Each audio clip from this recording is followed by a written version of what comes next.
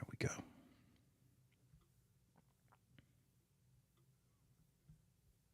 Then finally, I'll share the screen.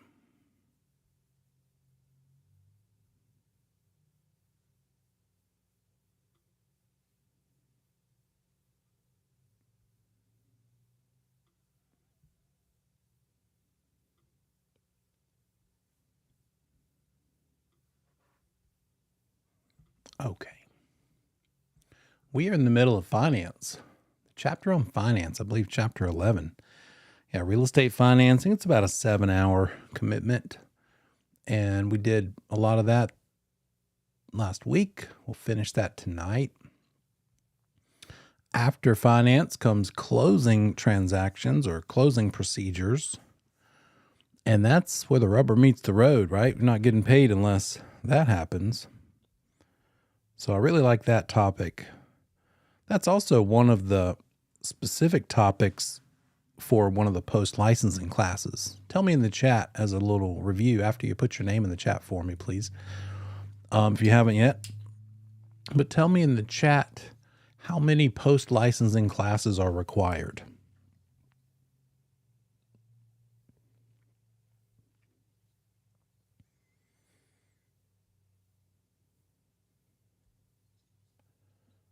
How many of those are required? And how many hours is one of those classes? Thank you, Kevin. 3 post-licensing classes at how many hours a piece? You got it. Taylor's got it. 30 hours a piece for a total of 3 times 30 or 90 hours of post-licensing education. Once you get your license from the Real Estate Commission, after you pass this class and then take and pass the PSI, they will issue you with a provisional broker's license on what kind of status? Active or inactive? What's the status of your license when you first get it?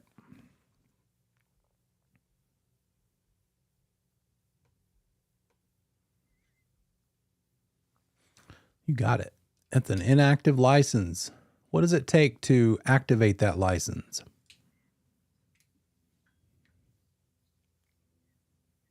What do you do to turn that from a provisional inactive to a provisional active license?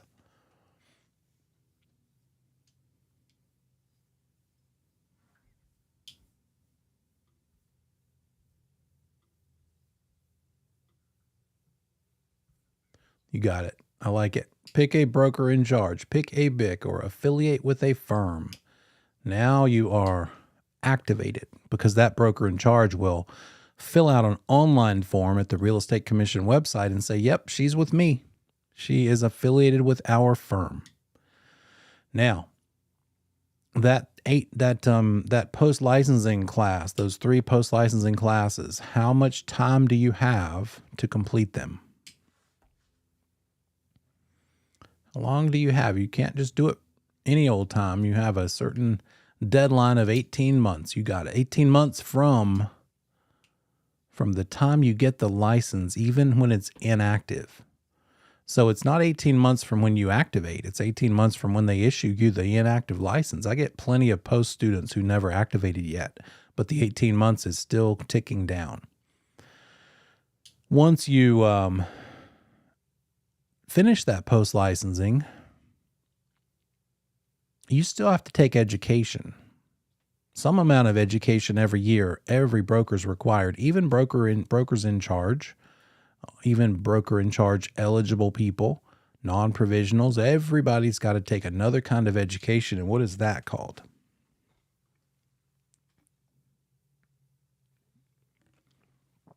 You got it.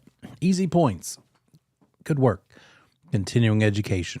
In the form of what? How many classes a year constitutes your continuing education requirement? 2 of them. How many hours apiece?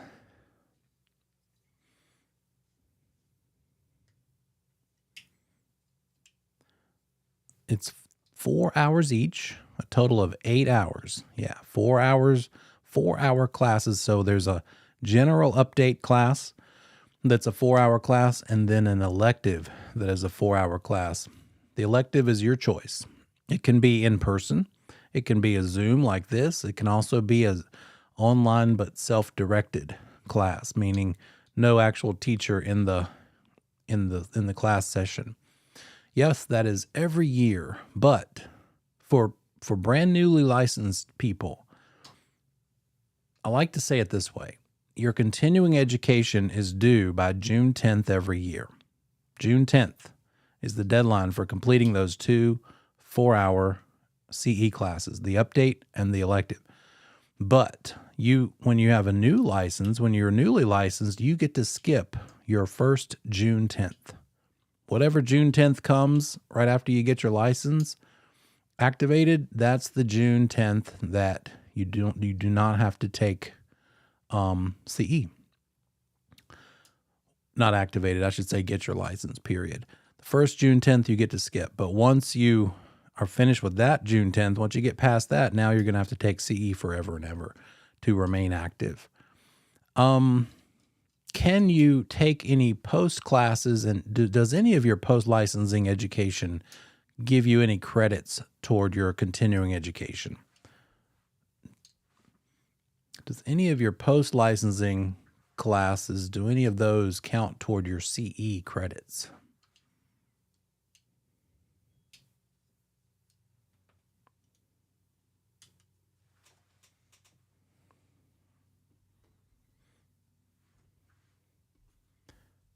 Any of that post count toward CE, or does any CE count toward post?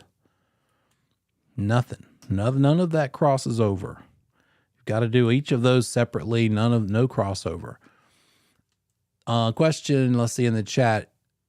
Are there tests? There are tests for the post classes. The ends of each of those 3 30-hour post classes do have exams that you have to pass, but the CE does not. That's just proof that you were there. Whether they have checkers, they have the people who do the CE class have people help them make sure that the attendees are there for the required amount of time, which is pretty much most of the time. Out of 4 hours, you don't have much time to not be there. And you can't miss I think you have a total of 20 minutes you could miss of a typical CE class, but you can't miss the last 20 minutes or you don't get credit. So it's just being there. The post exams, though, are not, it's not like pre. I like to say that on day one of when I teach a post. I'll say, look, guys, remember how pre-licensing sort of was like all about how do I pass the exam? Well, this is not that. Post-licensing is more of think of it this way. The Real Estate Commission doesn't want you out of the business, right? They don't want licensees to get right back out. They just got in. So the exam is just, it's important. But we do it, well, at least we do, the ones that I teach, I try to do a really thorough job of getting you ready and prepared and have lots and lots of review. And I don't have much trouble with people not passing those post exams. Occasionally, maybe one person won't pass, but I gotta say, I hate to say it, but it's sort of like it's kind of on them, because I make it about as easy as you possibly could make it to have success in those post classes on that exam. So don't stress about it. It'll be something that's more engaging as well. The class, we get to spend a little more time with discussion and participation than now I've got to streamline and be efficient in our time together in this pre-class because we have a lot of content to cover, but post is not the same. It's a whole different type of dynamic.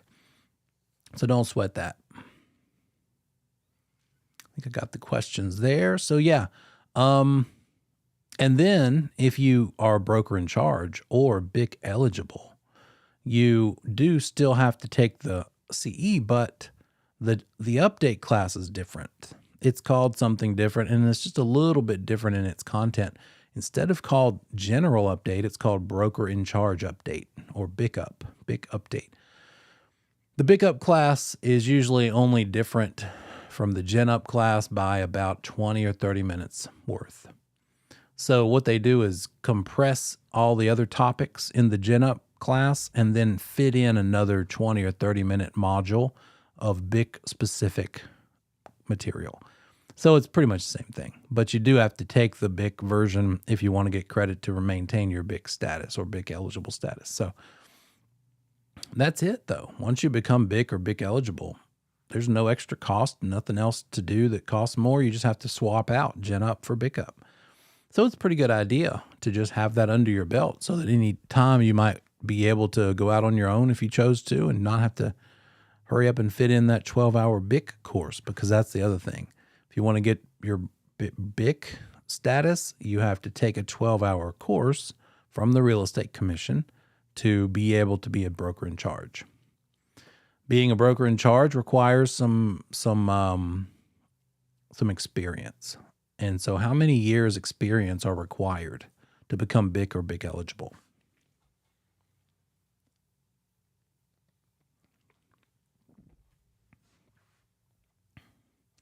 They differentiate between between full and part-time. So if you're a full-time broker, then you have to have been in the business 2 years, at least 2 years as a full-time broker. If you're a part-time broker, at least 4 years. 4 years of part-time experience. And how do they measure that? It's a combination of things. Between asking you to show how many transactions you've handled, as well as do you really expect them to believe that if you were a full-time broker, you also worked at the manufacturing plant for 40 full hours? Because if they know that you had a full-time job elsewhere and you're claiming you worked full-time in real estate, can you prove it? They're probably not going to believe you, right? I had a mortgage person look very disappointed in class one time when I explained this, because he wasn't planning on not doing mortgages anymore. He just wanted to pretty much claim that he was also doing real estate full-time so he could hurry up and become a BIC, so he could hurry up and start his own company, his own firm. So he had to, I don't know what he ended up doing, but he had to figure out something to justify and be able to make the commission believe that he really did real estate.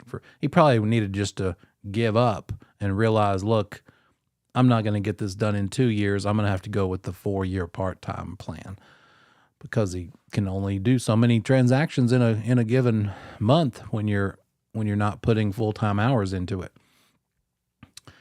Okay, a little quick review about all that fun stuff. We are in finance, and for a lot of folks, this is a very strange topic, because you know what mortgages are, and you probably know what house payments are.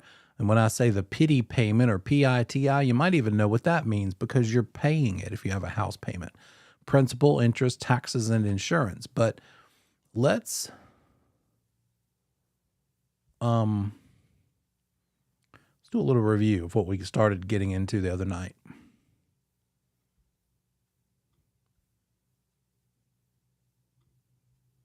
Make this pretty. There we go. Now you can see it. We talked about how when you borrow money, that borrower has to sign 2 specific documents. There's many, many more documents, but 2 in particular to create this loan, this mortgage loan, this loan putting this property up as collateral. So you're accomplishing 2 things, one with each of these documents. One document is the thing that spells out how many payments you're going to have, how much the payment will be, what the interest rate is that you're borrowing, that you're paying for the privilege of borrowing the money. And that one is called the promissory note, as we see on the screen. The promissory note is the thing which says the terms of the loan. Term of the loan, duration, the elements of the loan, as well as the promise to repay. You specifically have to have those words in there, I will repay it, and the borrower's signature. Some other provisions or clauses show up in the promissory note. One of them is that this promissory note is negotiable. It's what's called a negotiable instrument. Like a negotiable legal instrument, that means a document, written document. Negotiable just means that lender can sell that promissory note to another lender. And any of you who've ever had a house payment, you might have experienced that. You thought you originally borrowed the money from Bank of America, but maybe even within the first week or month, they sold the loan to another provider, another servicer. And so you ended up making your house payment to a whole different, maybe not even a lender that you've ever even heard of, but it didn't change the terms of the loan, didn't change the rate or the payment or how long you owe it. All that stays the same. What just happened was they sold the fact that you owe the money to a different entity. And now you pay that money that you owe to that other one. Now, why? Why would a lender or a bank sell your promissory note to another lender or bank? Why would they do that? What's in it for them?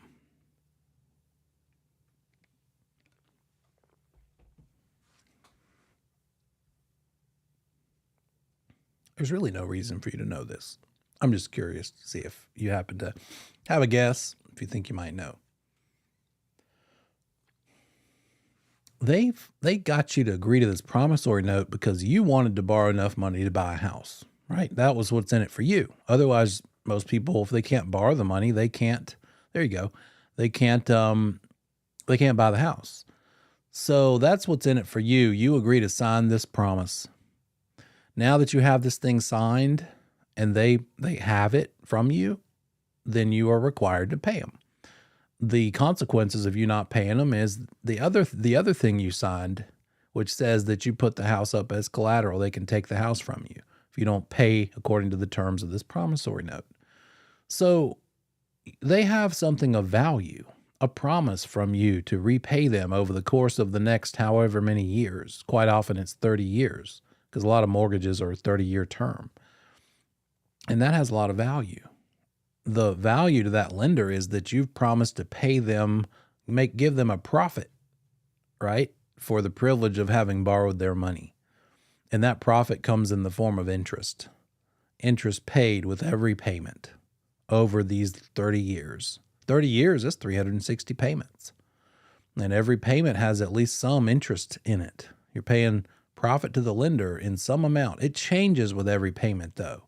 It starts out, most of that payment that you're making of, say, $1,500 a month, it's always $1,500 for you, but to them, it changes. In the very first payment, they might be getting $1,490 of interest out of that. Almost entire amount of your payment goes to them in interest. Only a little bit, literally double digits, 10, 50, 10, 30, 40, 50 bucks is coming off of the principal loan amount that you borrowed. Now, instead of owing $250,000, you owe $249,890, right? You didn't pay it down much, but over the course of those full 30 years, that swaps. Every month, more and more of your payment is coming off of your principal. Less and less is going to the lender as interest. Pretty smart for the lender to set it up that way, because most people don't keep a house payment for 30 years. They do all kinds of different things over those 30 years before they get to that last payment. Like one of them is sell it. They're probably going to sell the house before they live there 30 years, especially these days. Another one might be that they refinance the loan and get a whole different lender to pay to take over the loan, to basically pay the first one off, and then now they're the new lender. They refinanced into a lower interest rate. So that got rid of that interest to that first lender, and sooner than later, right? Instead of waiting 30 full years of all that interest. In fact, if you ever look at and I'll have to pull one up for you, an amortization table. See if I can pull one up while I'm talking. The amount that you end up paying in interest compared to the amount that you originally borrowed is enormous. It's like 3 or 4 times the amount. Let's see if I can make sense of this.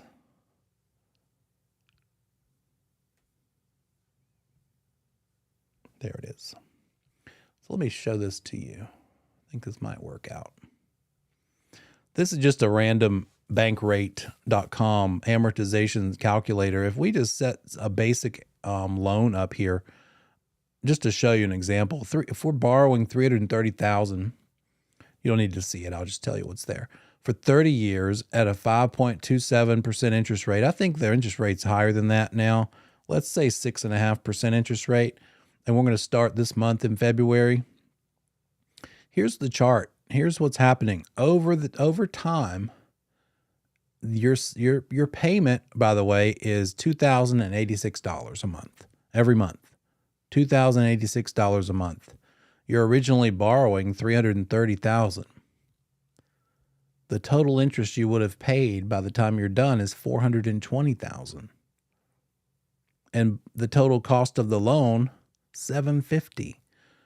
So what's happening in this little chart? As you make a payment, every payment is less and less toward interest and more coming off of the amount you still owe the lender.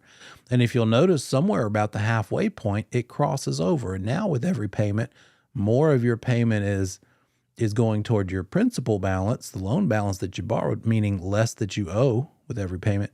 More and more of your payment is coming off of that, and less is the dark blue line until finally you're not paying any more principal with that last payment. You're all done. Here's the schedule. You'll actually get the schedule of your entire amortization. It's called the amortization schedule. You'll get that and sign it when you're a borrower. You'll sign it at closing so that you acknowledge that this is what's going on. So,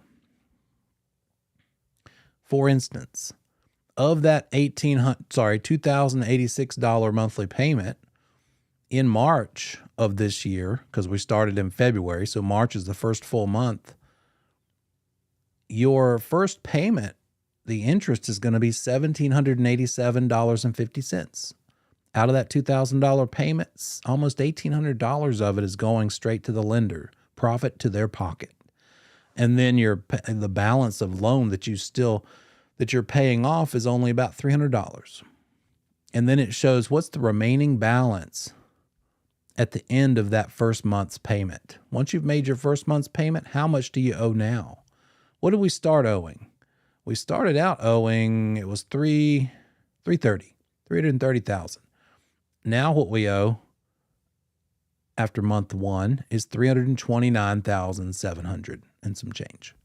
Okay, now month two. The payment at month two, still $2,000 and something, but the interest going to the lender is a little bit less. It's like $2 less, $1,785 to the lender instead of the $1,787. Of that second payment, now you're paying down your loan another $300 instead of, well, it's only $1 more with this payment, $299.94. Last time it was $298.32. And your loan balance after month two is $329,401. So it's front loaded, right? It benefits that lender. The whole first half of the loan period, they're getting most of their income. And then once we get, 23, we can keep going. 23 plus 15 is 38. So let's look at year 38. Here we go. Your interest to the lender is about $1,300. Your loan balance is going to reduce by $780. Now you owe $240. You started out owing $330 plus the interest on top of that. Let's see the point at which the two kind of start balancing. Where would that be?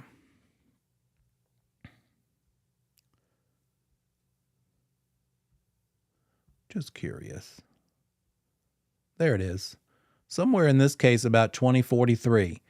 Your payment is going to be about even. Half of it's going toward interest to the lender, and half of it is how much your loan balance is decreasing. So 43 from 23, 20 years. This one's kind of, it's going to take quite a while before your payment is half and half, right? Not that it matters. What are you going to do over the next 20 years? Probably a lot of things. Either pay off the loan, sell the house and not have that loan anymore, refinance that loan to a different lender, maybe hopefully for a lower interest rate, which means a lower payment. So a lot of things can happen, but this is what an amortization schedule looks like. An amortization, remember, is a word you need to know. And the key part of this word is these 4 letters, mort, like mortician, right? Dead, because you're killing the loan. Over time, very slowly, over 360 payments, that loan is dying. Hopefully, because you want to pay it off, at which point it will be gone. It'll be dead. So that's kind of what it looks like in action.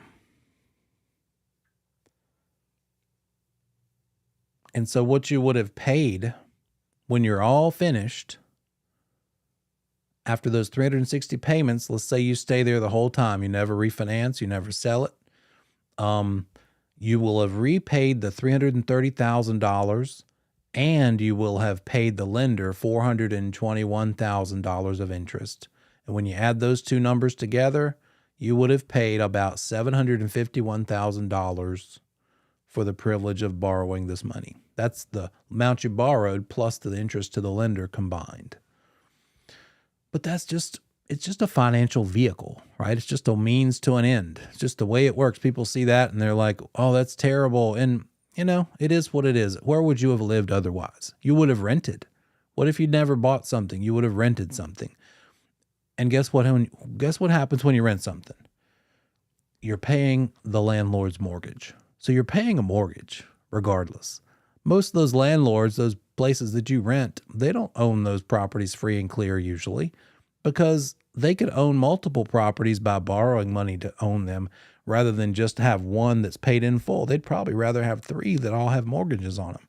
So you're probably always paying a mortgage. It's just that whose mortgage is it? If it's your mortgage, then this interest that you paid has tax benefits that come with it. The fact that you paid interest that whole time, see your CPA, right? Consult your tax person, but interest is tax deductible. There's all kinds of benefits to owning something. If you do it right, you could own it, you could buy it to live in it.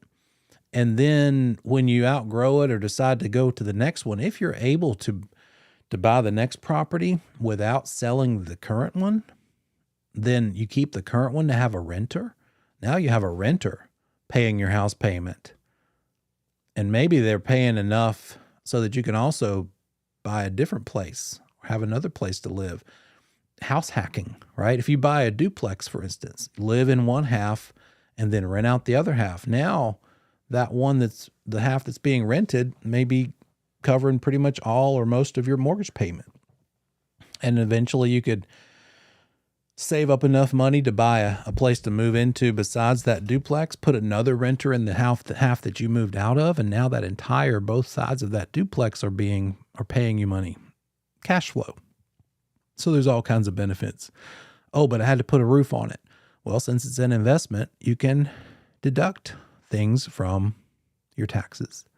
And since it's an investment property at that point, you can also defer the taxes you pay when you sell it, because you do what's called a 1031 tax deferred exchange.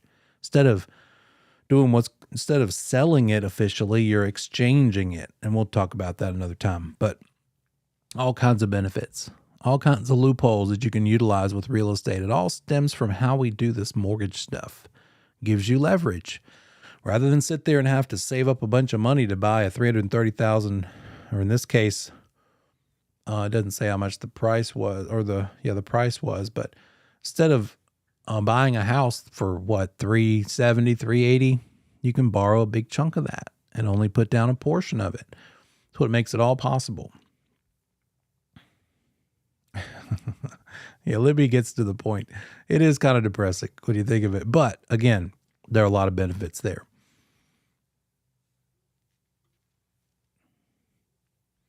So this promissory note is a negotiable instrument. It can be bought and sold, and the marketplace on which it is bought and sold is called the secondary mortgage market. The secondary mortgage market. So if that's the secondary mortgage market where a bunch of different promissory notes are bought and sold, what's the primary mortgage market? That's the market where somebody goes into a bank. One little old borrower goes to a bank and says, I want to borrow money to buy this house.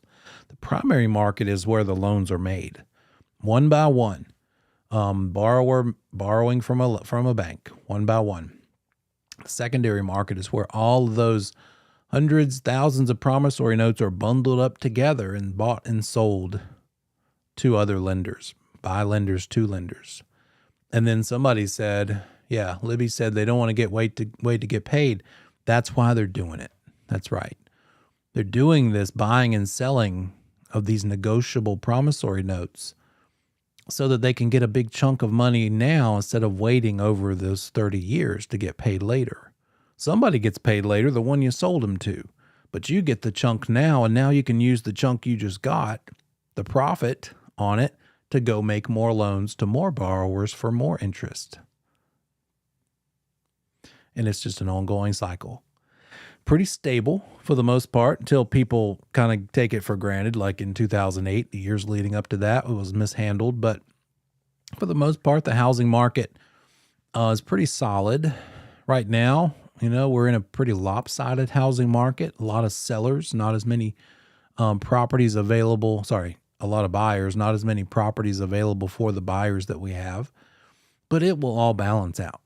And to us as brokers, we kind of don't care. We just roll with it and help the people that need help. Right now, it's a lot of buyers that need help, and it's all about finding houses for those buyers to buy.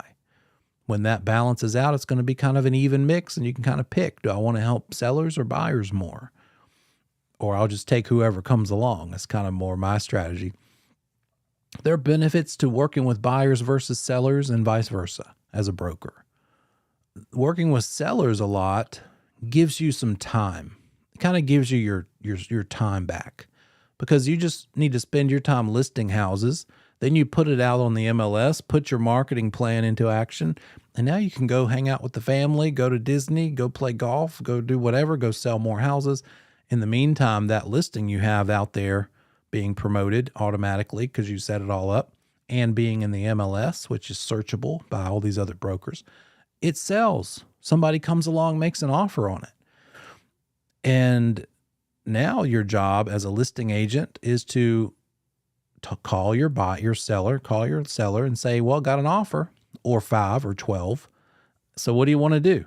And you help them work through the counteroffer process, or do they accept it or turn it down? Then once it becomes a contract, it's as a listing agent, you pretty much just sit there and help your seller deal with anything that might pop up, like an inspector wants to come see it. One of the buyer's inspections is today. So you don't really go there as a listing agent. You're kind of able to just do your thing and just kind of check in along the way. When it's time to negotiate repairs, yeah, you'll talk to your seller, help them negotiate repairs. But as a listing agent, there's not as much to do. As a buyer agent, you need to accompany those inspections, schedule a lot of things. So there's give and take. And then when it becomes a really buyer-centric market, then a whole different set of skills are going to emerge. You're going to be fighting over buyers instead of fighting over listings. So we as brokers are just going to adapt to the market that we have in front of us. This promissory note has some conditions to it.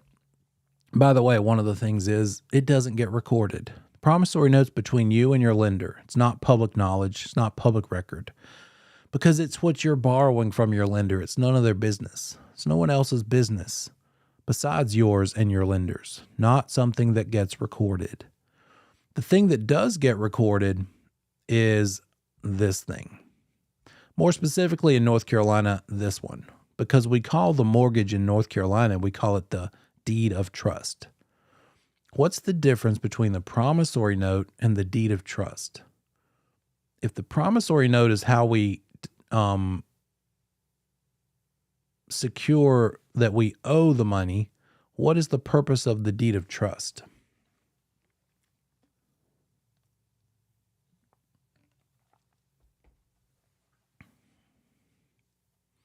What's the point of it? It's not a deed. It's not that. It's a deed of trust, also known as a mortgage. And it's called a mortgage in South Carolina and some other states. It's called a deed of trust here in North Carolina. And what the goal of the mortgage is, the purpose of that document is to,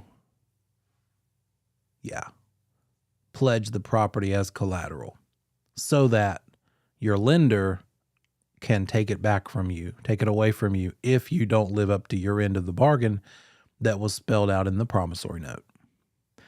So it's the second document. It's the one that says, if I don't pay, I won't stay. I can't stay. I'll lose the property. And it's a requirement. You have to sign it or they don't loan you the money. So that promissory note is collateral using this thing called hypothecation, a $10 word you need to know for this class and then probably never again. But just know it for the class. It just means pledging the property as collateral or security for the loan. Hypothecation. In North Carolina, this mortgage is called a deed of trust, and it's a little different. It's handled a little differently than in South Carolina and other states. So the way South Carolina does it, it's called the lien theory state. It's called a lien theory state. They have to use the court system to get the borrower out of there, to foreclose on the property. It's a judicial foreclosure because the court system or the judge is more involved. And they have to basically sue for foreclosure. And so therefore it takes longer to foreclose properties in South Carolina and other lien theory states, right? In those kinds of states, these lien theory states, they do call it a mortgage officially. And a mortgage is a two-party system. There's only two parties. There's a borrower borrowing the money and there's a lender who's loaning it to them. This is another place where the words get a little weird and confusing because the word mortgagor is not the lender, it's the borrower, because it's the borrower who's giving something. Remember, the OR ending means the giver of the thing, like offeror means you're giving the offer. Well, a mortgagor means you're giving the mortgage or you're giving the collateral. You're giving the document that stands for the property being used as collateral. You're giving that property up as collateral for the loan, and that's the borrower. The one receiving this potential to take the property is the lender, the mortgagee, EE. And so it's a two-party system. But in North Carolina, it's a three-party system. That's the deed of trust, not a mortgage. It's a title theory state, not a lien theory state. And it's a non-judicial foreclosure process. So to foreclose doesn't involve the court system like it does in South Carolina and other lien theory states. In a title theory state, when you borrowed the money, you signed a piece of paper saying, yep, okay, you can take it from me if I don't behave. Three parties. Those three parties are the borrower and the lender again, but this time also sort of an enforcer. Let's call him that. It's an attorney called a trustee. The trustee is the one who holds that deed of trust. That's the one that's going to send you a letter if you don't make your payment, and they give you the news that you're now in foreclosure. The trustee is the one that you're getting that communication from because the lender hired them to do this, right? So you've got the borrower being the grantor, the lender being the beneficiary of the deed of trust, and the trustee who is carrying out the foreclosure process if that's required, if that needs to happen. There were some provisions or clauses in that promissory note. One of them was the one that talks about what happens if you don't pay on time. If you don't make your payment, then we are going to accelerate your loan being due. The entire loan, when you first signed up and agreed to it, you were able to make those payments over 30 years or 29, 25 or 20 years or 15 years. All kinds of different terms of a loan are possible. But let's say it's a 25-year loan. You could make your payments over that amount of time every month. But the acceleration clause says if you missed a payment, now you don't have 25 years left to do that. You've got to do it now. We want our money now because you broke your bargain, your end of the bargain. The lender calls the entire balance due. And it's the first step to foreclosure. It's the thing that starts foreclosure, the acceleration clause. You need to know that term, acceleration clause. Another one is another A word, alienation. That's not a negative. Acceleration clause is a negative. It's like, oh, I'm sad because I didn't make my payment, so the lender's going to foreclose on me. Not happy. Sort of reminds me of an involuntary lien, how that's kind of a sad thing. But a voluntary lien is sort of a happy thing because you chose to put that lien on the property. You chose to put the mortgage on the property. That's a voluntary lien. But you were sad, and it was because of some sort of a penalty that you didn't pay your taxes, right? That involuntary lien got put on the property. So it reminds me of that. The acceleration clause is sort of like that involuntary lien. It's a consequence of you not doing what you were supposed to do. The alienation clause is sort of like a voluntary lien. It's because you're choosing to sell the property. The lender wants you to pay them everything you owe them, all that's left. Because they're not going to let you sell their collateral and then just keep making a $1,200 payment for the rest of the last 20 more years, right? So another word for alienation clause is due on sale clause. And that's up to you. If you want to sell the property, you're going to trigger the alienation clause or the due on sale clause. Now, as of closing day, that lender says, you better pay us all our money. When you sell that property, when you close on it. Closing day better include the loan payoff, the final loan payoff. Maybe you've had that loan for 10 years and the balance went from $330,000 that you borrowed down to $280,000. You better bring a check or use the proceeds from your sale to pay off the remaining loan balance of $280,000 at closing day when you sell that property. That's the due on sale clause or alienation clause. Some loans, not all, but some, have a penalty if you pay it off early. How much you pay off a loan early? What are some ways that you could pay off a loan early?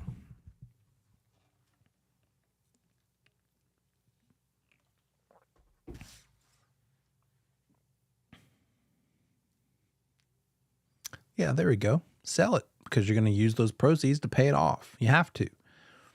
And win the lottery. I like it. Optimistic. Cash influx. Influx of cash.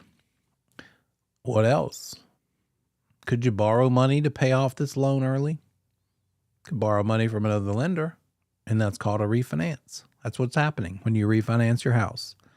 You're borrowing all the money from a different lender because you want to use the interest rate that they are willing to give you and pay off your old lender with that, right? So all of those are some sort of a result of they are all resulting in you paying the loan off early. And so that lender might have a penalty in place because now you're kind of doing them out of all that interest they were going to be getting by paying it off early. Those prepayment penalties are not allowed in some kinds of loans, not allowed for a VA loan or an FHA loan, and not allowed for certain levels of primary purchases in North Carolina. Can't have a prepayment penalty in those cases. So to borrow money to buy a house requires these two things.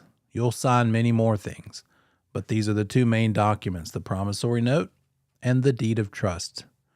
In North Carolina or South Carolina, it's called a mortgage. There are some essential elements to that deed of trust. Need to have the signature of the person that's making the promise, the borrower. Need to also identify very carefully, clearly what property we're talking about so that we can know what they need to take back if they need to foreclose. So a legal description. Also street address, every other way to refer to that property, but definitely a legal description in the mix. And then it needs to be in writing. This deed of trust needs to be in writing. And here's the other thing, a difference between the promissory note and the deed of trust is that the promissory note does not get recorded because remember, that's just the basic loan terms. And the promise to repay, that is nobody else's business in the whole world. That's what recording does, is tell the whole world things.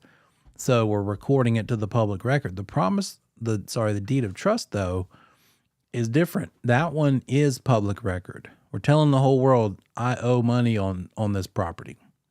I borrowed money to buy this property. Doesn't go into the details of the interest rate and all that. It just says that this property is collateral for money that you borrowed to buy it.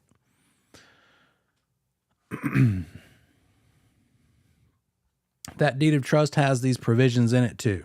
Same ones that we saw before. There's an acceleration clause triggered if you miss a payment. There's an alienation clause triggered if you choose to sell it or refinance it. Got to pay the whole thing in full. And sometimes there's a prepayment penalty. And since you borrowed money to buy the property, you do still own it. It's still your property. There's an old joke. Do you own this property? Well, me and the bank do. But not really. You do own it. You just gave the bank permission to take it from you if you don't pay your note. But you still own it. You're the owner. You have obligations, though. You can't just do any old thing with it. You can't waste it. You can't trash it. The house that you put on that property, that you borrowed money to put on that property, needs to stay intact. You don't have the right to just bulldoze it. That lender would need to give you permission to do so. Maybe you want to knock it down and build a bigger house on there. You can't just do that. The lender would have to be involved in that and give approval for it. They might be okay with it with certain terms. They might require that you do some certain things so that their collateral is secure. But your obligations are to keep making your payment, and that includes the taxes and insurance. Because as we saw in that lien priority chapter, if you don't pay your taxes, there could be a lien on the property that is higher, supersedes the lender, even the lender. And that's property tax. So let's keep those taxes paid. And the insurance covers us when the property gets destroyed, if it gets destroyed. So those need to be done. You sign something promising that those will be done. And many times the lender will give you a good incentive. They would really prefer that your payment every month includes money going toward the taxes and money going toward the insurance, so that when those bills come due every year, the money is set aside in a special account with your lender so that the lender can send those payments in instead of you having to worry about it, or more importantly, the lender having to worry if you forgot about it.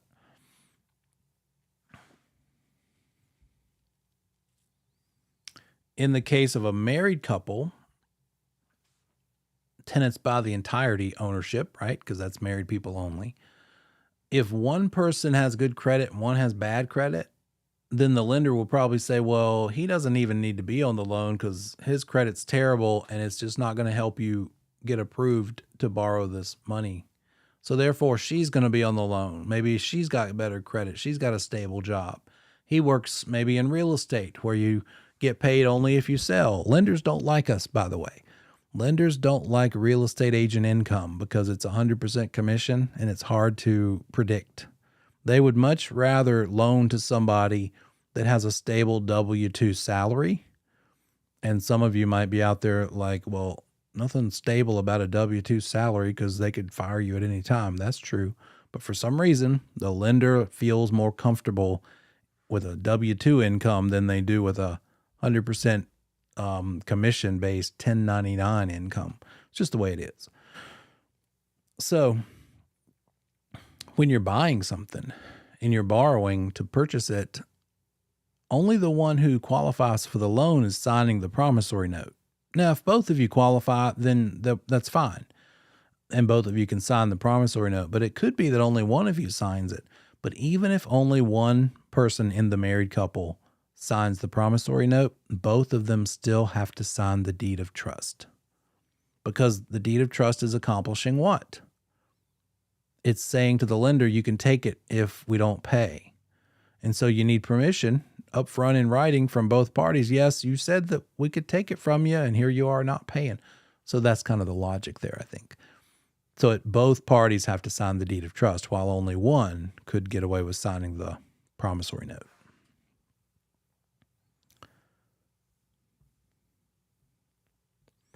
And then the other differences between the two kinds of states, the title theory versus the lien theory, is how they handle it in a foreclosure situation. So this is the non-North Carolina way. I really don't like this graphic. I'm going to take that off because it's confusing. This is not North Carolina. And so in this case, the borrower retains two kinds of title, the legal title as well as the equitable title, and the lender just holds the promissory note till the property's all paid off, at which point the note will be no good anymore. But in our case, North Carolina, the borrower holds the equitable title, the lender holds the legal title, and then the lender holds the promissory note, and then the trustee holds the legal title, not the lender. We have some rights as borrowers. We get the right to possess it. We get to use it, live on it. We also get the right to enjoy it. The lender can't just barge in unexpectedly, unannounced at all. They don't barge in at all. They never come see the property. So we have the right to quiet enjoyment in that regard. We also need another term here called defeasance, the canceling of the mortgage debt. You pay off the whole note, then the debt gets canceled. That's called defeasance. When you do miss your payment and the lender uses the acceleration clause to call the entire loan due, there's a period of time during which the borrower can get out of trouble, can keep the property, as long as they can pay everything they owe.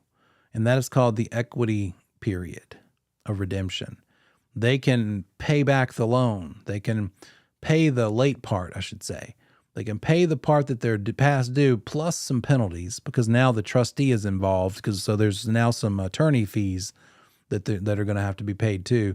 So the late stuff, the late fees, the interest and penalties, if they can come up with enough money for that during this equity period, then the owner borrower can manage to keep the foreclosure from happening. But if they can't do that, then it'll get to the point of the property being put up for sale. And that enters into the statutory period. During this statutory period, the owner can't get the property back just by making up the payments that were missed. The owner's going to have to bid on the property if they want to have a shot at keeping it. They would have to be one of many other buyers bidding on the property. And at this statutory period, when somebody bids on the property, on a foreclosure, it starts what's called a 10-day upset bid period. So the current highest offer on the table is this one. And now you've got to wait 10 days to see if any other offers are going to come in that beat it. And quite often they will require it to be at least a minimum of, like, for instance, 5% more than the current high bid. So you can't just say, and 1 penny. They would never have the patience to put up with that. But a certain minimum over the current high bid starts a new 10-day upset bid period. And it just keeps going until people stop upsetting the bid by making new offers. Eventually, they'll naturally stop because the market value, it'll start approaching that market value, those highest offers.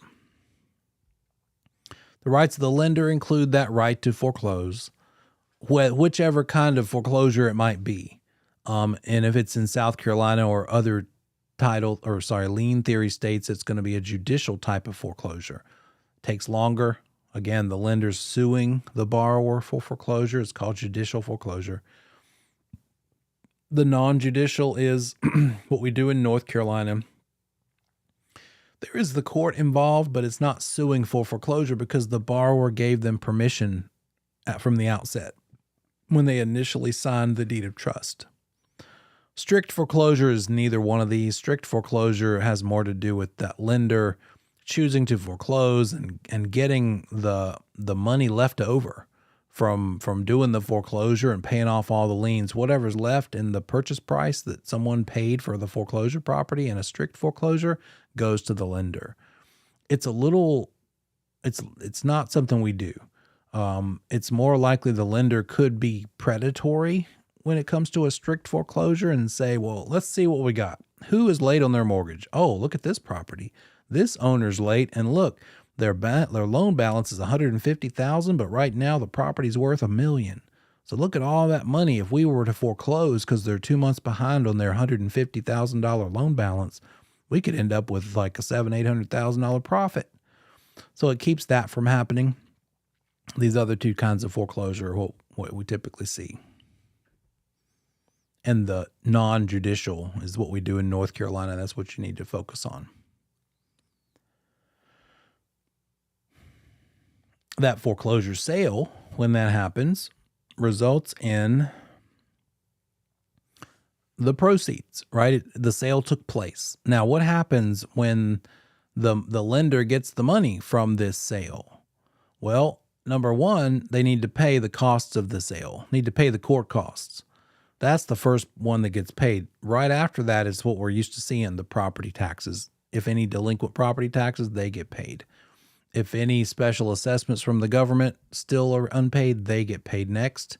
And then after that, as we already know, any other liens that are on the property getting paid in order of who's in order, in line of who recorded first, whether it's mechanics liens, IRS, any other kind of tax liens, state tax liens, any of that stuff is in order of recordation. It might be that the foreclosure did not give enough money to the lender to satisfy them.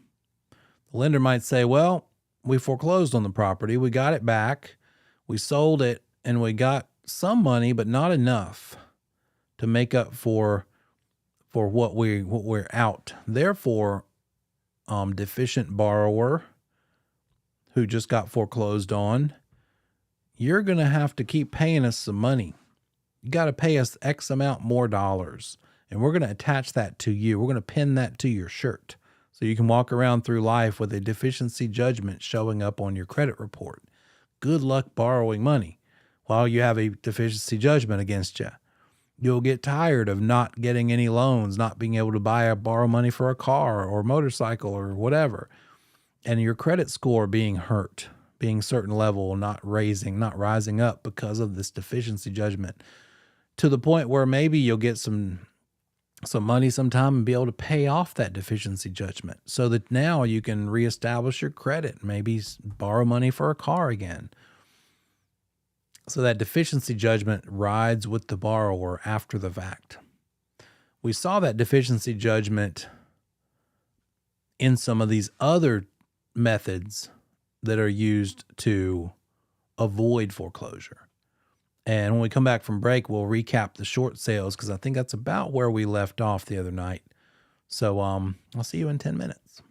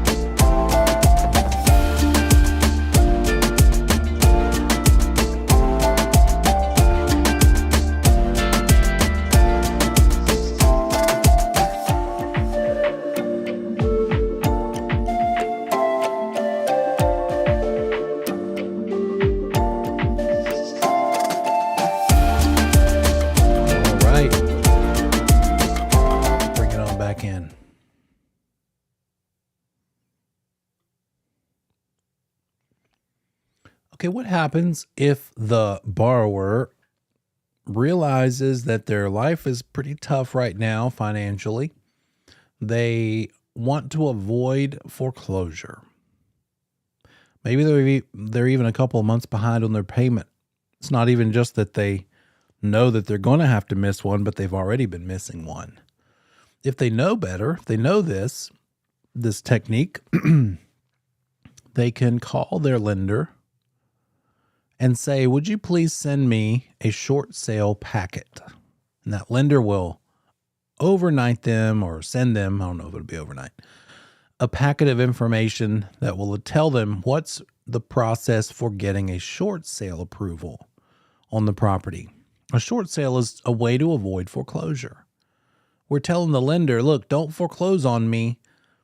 Let me sell my property and give you as much as I possibly can.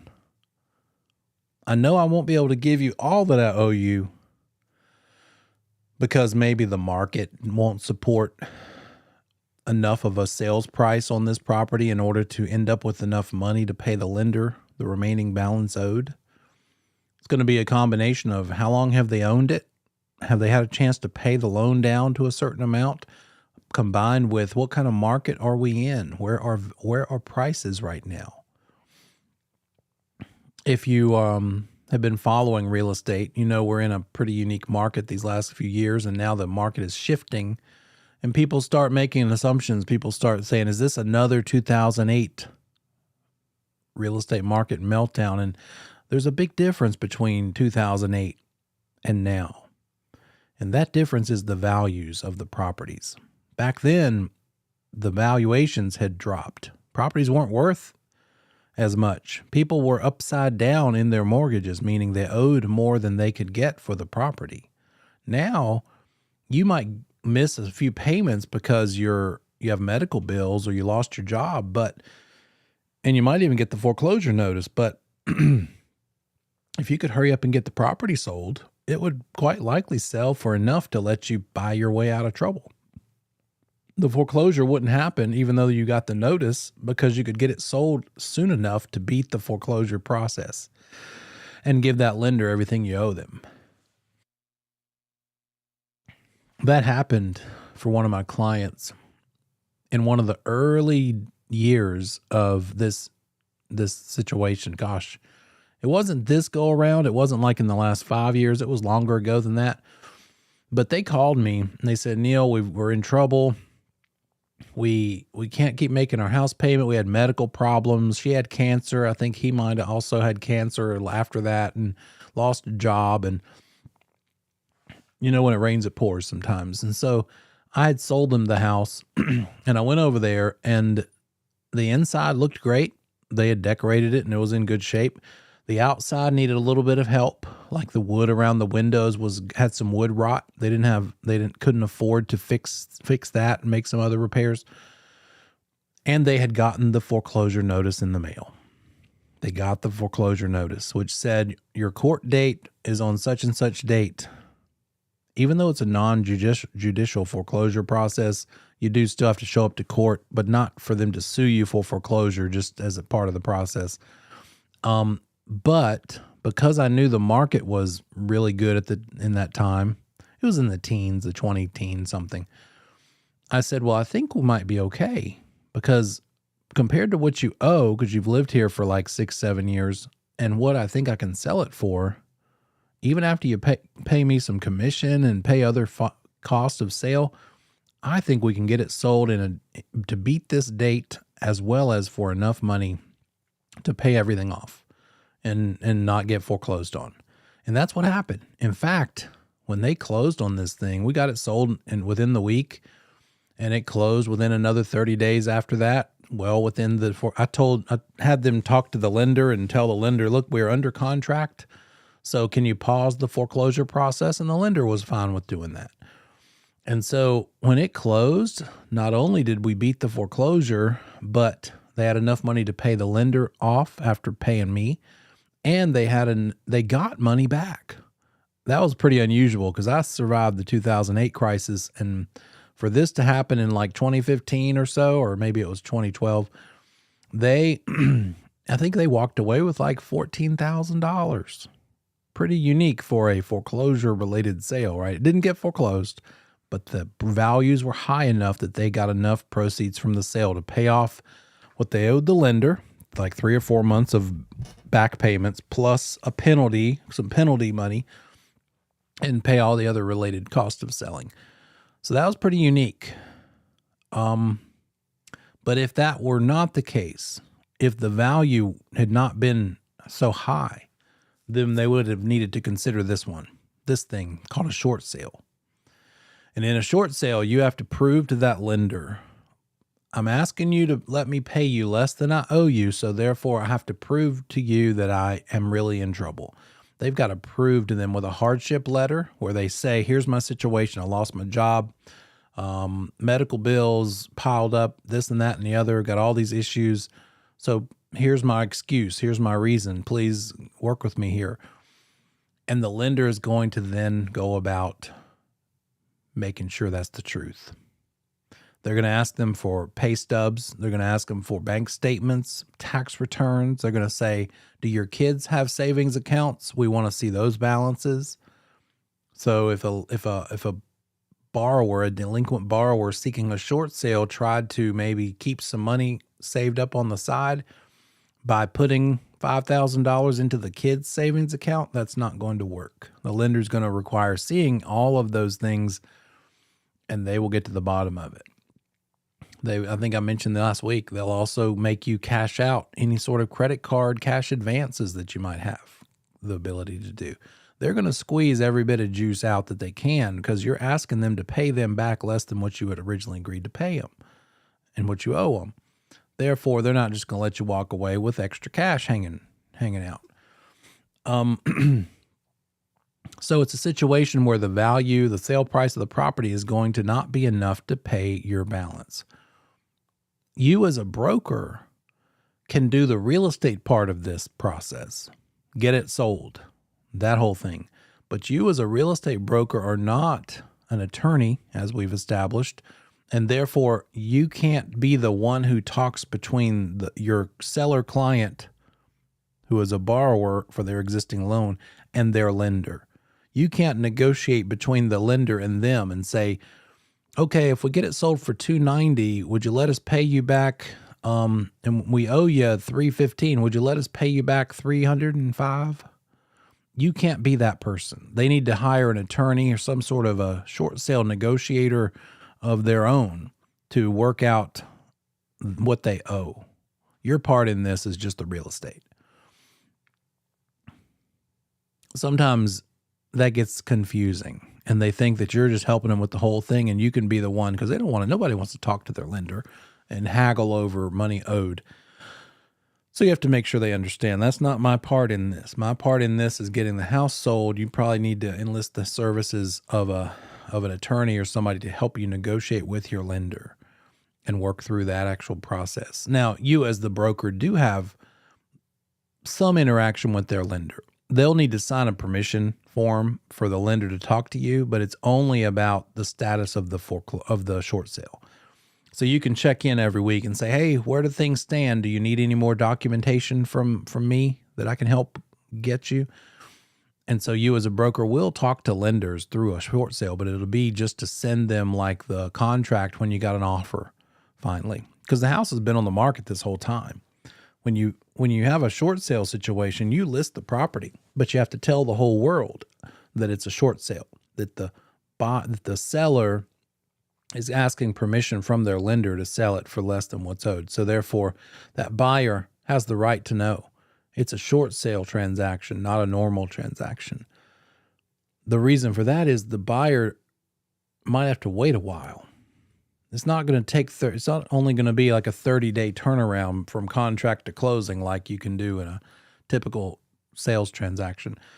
And that buyer needs to know this. So a short sale being sought after is a material fact. And once that lender examines all the borrower's financials and decides, yes, okay, we'll do the short sale, they could still, two things. they could still put a deficiency judgment on that borrower that survives the short sale. It wasn't enough. The lender still wants more, so deficiency judgment also. And then whatever amount of the loan that was forgiven in the short sale is going to probably be looked at by the IRS as income that needs to be taxed. So your advice as a broker to this seller client, you need to talk to a CPA. See what this means for you come tax time, because you might not be done with this mess.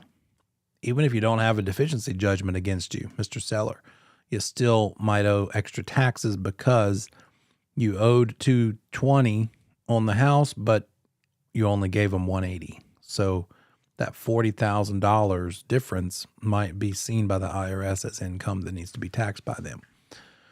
That's not for you to give an opinion of, just to point them in that direction.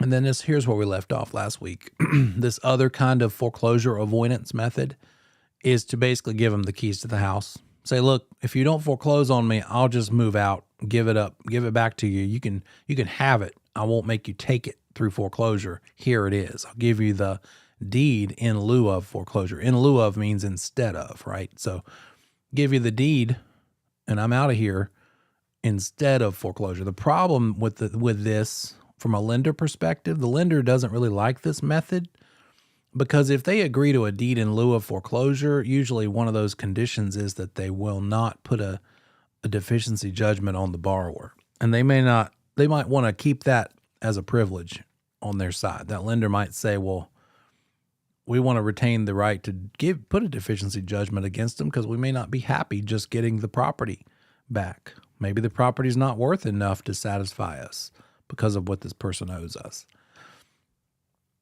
So those are two types of foreclosure avoidance. There are some others. When people are in trouble, the lender might reach out and say, well, you missed a payment. What's going on? Here are some options. They might let you, if it's like a one-time thing, they might let you roll that payment onto the loan amount. And then like we had this big pandemic a couple years ago, and lenders were required by the government to pretty much pause mortgages and say, here's a loan forbearance. You don't have to pay your loan for a while. Not forever, but for an amount of time. I think it was a year that turned into. The problem with that loan forbearance, though, it was never, I'll just not make you pay for a whole year and that's it. You never have to pay for that year. Once that year was over, those borrowers who used this loan forbearance option had to repay that whole 12 months worth pretty quick. The lender had the choice. If the lender wanted to, they could say, you know what, for that entire year that you didn't make a house payment, we'll just roll that into the loan amount. But most lenders that I've talked to, most mortgage people said, no, most lenders aren't going that route. Instead of letting the borrower just add that several $1,000s onto the loan amount, they demanded the borrower pay it back a little at a time. Now that you're starting to make your house payment again, we're going to add a couple $100 to every house payment until you've paid off this last year's worth of forbearance. And so I am waiting to see some long-term statistics to see how many of those COVID forbearances turn into foreclosures and or short sales. Did people ever recover? Are there people, I'm sure there are some people who couldn't get used to, they were already strapped because their house payment was, as they had chosen to buy maybe too much house, so their payment was like really at the upper end of what they could handle. Then the forbearance happened. And what happens when people are given the privilege of not paying something for a while? They kind of get used to it, right? They think of other things to do with that money that now they don't have to make a house payment with. The original goal was to just keep food on the table, but maybe things got better. Maybe people stopped worrying so much about food on the table. None of that sort of became less of a problem. And did they really have a lifestyle that could be supported again by including a house payment plus extra money? They already couldn't handle the $1,800 payment. Now it's $2,000 because it's $200 more a month to pay back the forbearance. So I'm kind of just waiting to see what those stats look like. I have a feeling that sets some people up for a pretty awkward time that they might be suffering through right now. I need to check and see about foreclosure rates compared to pre-2020. So you sell that mortgage property. You could either do a cash sale or get a new loan to pay it off, which would be called a refi. Whether you're getting money because you sold it and taking the proceeds of that sale to pay off your lender and your loan balance, or you're refinancing into a different, yeah, there it is. Yeah, Libby. Some people, thankfully for them, they could refinance and hopefully get out from under that big monster. But I think it probably did mess up some people. A couple other ways that loans can be paid. And you see this one when you read material on investors, on investment strategies, real estate investment. You'll see subject to an investor buying somebody's house subject to the existing mortgage. And what that investor wants to do is not let the current mortgage be bothered. Just let it stay in place. I'll buy your house, but I'll just take over your house payment. I'm making payments on your loan for you. The problem with this is, does the lender know about it? And usually they don't. And if they did find out about it, they would consider that a violation of the alienation clause, because you've essentially sold it to someone different. And now they want their money now. That investor buyer buying it subject to the existing mortgage, if your lender finds out you did that, they might just require you to pay them in full because you triggered the due on sale clause. So that's the hard part. That's the thing about it. And the foreclosure deficiency is not that investor's problem. That's your problem because you're still the one on the loan. So it might look like an easy solution to get paid or get out from under your mortgage because an investor is just going to take over your mortgage. But if it triggers that due on sale clause, it could cause some problems. A loan assumption, a little bit different. That's when someone else is assuming your loan and the buyer, in this case with a loan assumption, the lender knows about it. Because they have to, that buyer assuming your loan has to be approved, has to get approved. It has to be a qualifying assumable. There were some non-qualifying assumable loans from the 80s, but they're probably all pretty much gone now. Now, loan assumptions have to be qualifying only, meaning buyers who buy your property and assume your loan have to qualify for them, have to qualify for that loan. And in that loan assumption situation, the foreclosure risk is first placed to the buyer assuming your loan, but then also you're in a second place as being accountable for any foreclosure deficiency issues. If they don't pay, you could end up having to pay some financial penalties for that. So foreclosure deficiency first to your buyer and then second to you, the seller. So both of these involve some extra stuff that could turn out to be not quite so pleasant.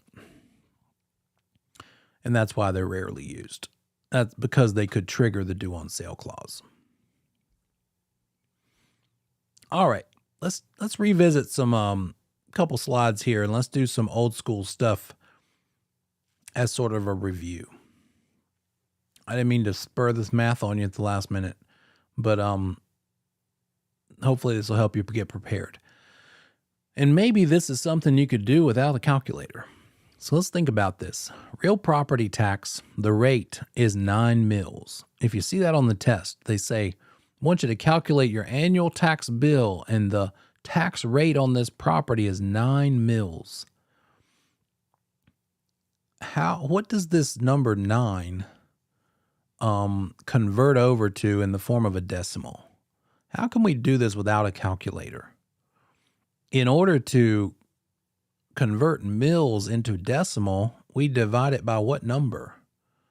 What number do we divide this 9 by? 100 or 1,000? This is the one that's divided by 1,000, because the other kind of tax rate tells us in the name of it what we divide by, because that's literally dollars per hundred. This one is dollars per thousand. And all you need to do to divide something by a 10 or 100 or 1,000 is count up how many zeros are in the number. In this case, 3 zeros are in the number 1,000. So if we're dividing the number 9 by the number 1,000, we just find the decimal point on this 9 number, and it's right after it, right? 9 mils is the same as writing 9.0 mils, right? So that point, that decimal is right after the 9. If we move it 3 places to the left, we end up with letter C, as most of you have answered, 0.009. Here's what it looks like in writing. We've got the 9 mils, which really looks like this, 9.0 mils. And we're going to say that when it's mils, we divide by 1,000. That's 3 zeros. So 1, 2, 3. Put the decimal there. So that is 0.009. We multiply that decimal number by the what in order to get annual taxes? Now that we have this thing in the right decimal format, what do we multiply it by in order to end up with annual taxes for the property?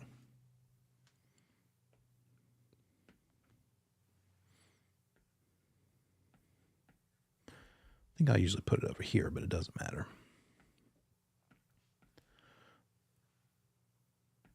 Good old Ann tax is what I like to call her. And what we're talking about, the tax value or the assessed value. And if it's a $300,000 tax value, then we'll multiply 300,000 by that 0.009. So our annual taxes for this property, $2,700.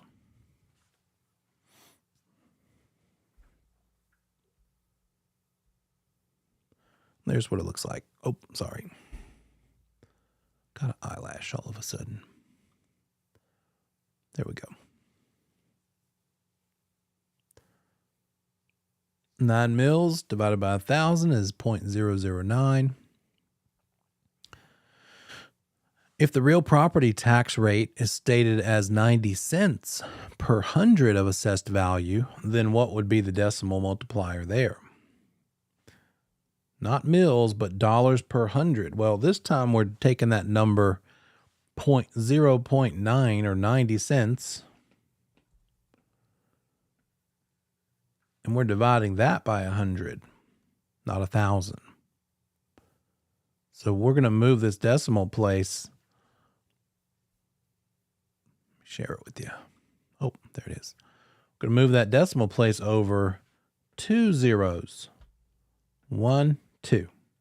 And oh, look, 0.009. So we could always also say it this way. 9 mils is the same as 90 cents per $100, right?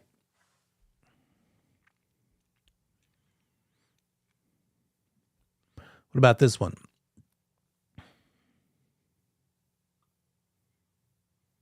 The provision in an executory contract that requires the performance of an action before the contract is executed is called a what? What is it when the contract depends on something happening? Depends on some other thing happening. Now, be careful, because an option means that the buyer has the right to decide whether or not they even want to buy the property. So that's not it. An amendment means that we want to change the terms of a contract. So that's not it. An addendum means we want to add additional terms to an upfront offer when we make an offer. So that's not it either. What is it that requires something be done before a contract is executed? That's a contingency. A contingency. The contract is contingent upon something happening. It might be contingent upon the buyer getting their house sold. That buyer can't buy your house until they get their house sold. So this contract has a contingent sale addendum attached to it. They're not going to buy yours unless theirs sells. That would be a contingency. There might be a repair contingency. They could say, look, I'm not going to buy your house unless you agree to fix these 5 items. This purchase is contingent upon these repairs being done. Or a financing contingency. I'm not required to buy your house if I don't get approved for my loan. If the lender says they won't loan me the money, then I get all my money back, all my deposit money back, in the form of a loan contingency.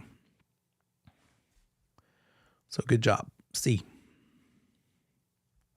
A buyer and seller reach an oral agreement, not written, for the purchase of the seller's home. There's no agent here. We're not talking about agents involved here. The buyer submits a written offer with the agreed upon terms. We've talked it out. Now let's write it out. The seller dies before signing the written offer. So which of the following is true? Is it true that the seller's estate has to honor that written offer if the seller dies before signing the written version? Seller hasn't signed it yet. Is it true that the written offer is terminated because the seller did not sign? Is it true that the buyer and seller are under contract because the buyer and seller talked about it and agreed verbally or orally? Or is it true that the buyer's offer was terminated because no money changed hands? Best answer out of these. The key here is the written offer did not get signed. And an oral contract is a void contract, not a valid contract. So good job. B, the written offer is terminated. The money doesn't matter, by the way. We spend a lot of time in Post 302, just finished one up last week, talking about this. The money has nothing to do with whether you have a contract or not. The money has to happen. It needs to change hands, the money in the form of the due diligence fee and the earnest money, if that was agreed upon.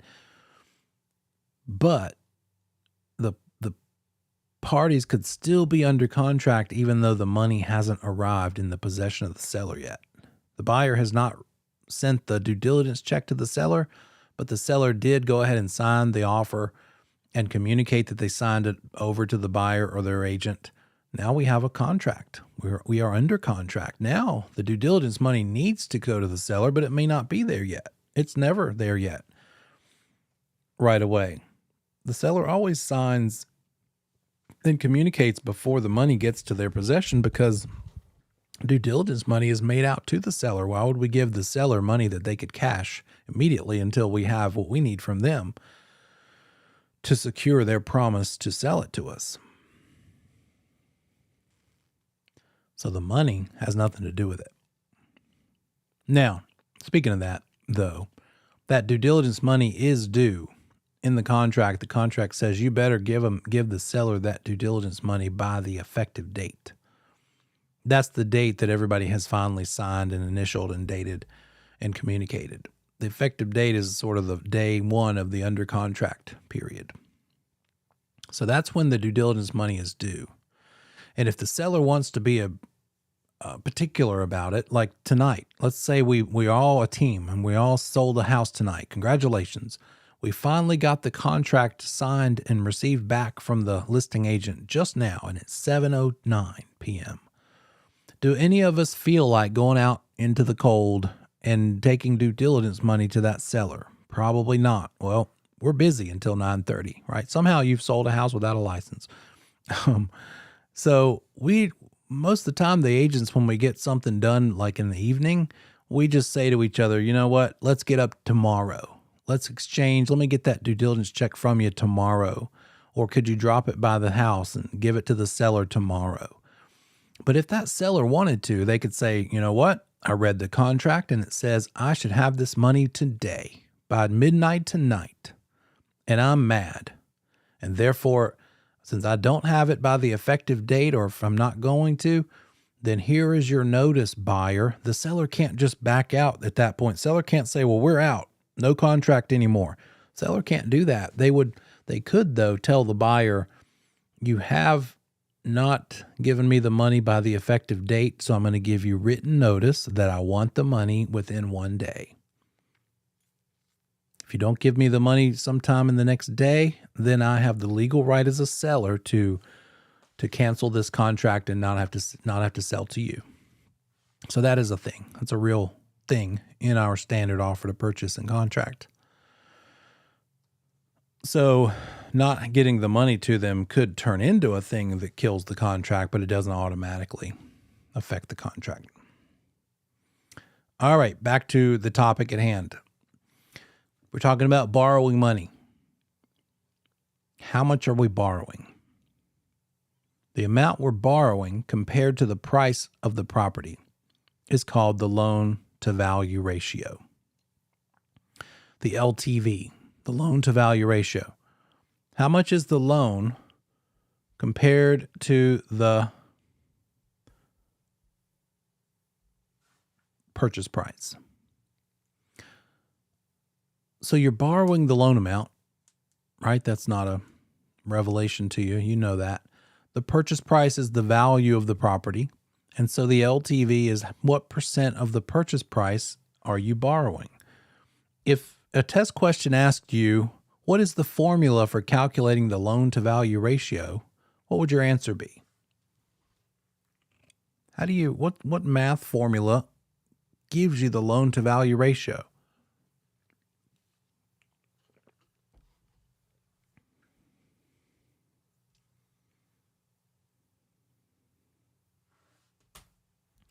Tell me in the chat and then I'll show it to you. How do we come up with the loan to value ratio? Let me give you some numbers. The purchase price is $200,000. The loan amount is $100,000. Purchase price is $200,000. The loan amount is $100,000. I'm going to write there. I don't know if you can see it off to the side. The sale price, purchase price is $200,000. The loan amount is $100,000. How do we determine loan to value ratio? What percent of that sale price is that loan amount? In other words, are we dividing the purchase price by the loan amount, or are we dividing the loan amount by the purchase price? Plug it into the calculator and see which one seems to make more sense.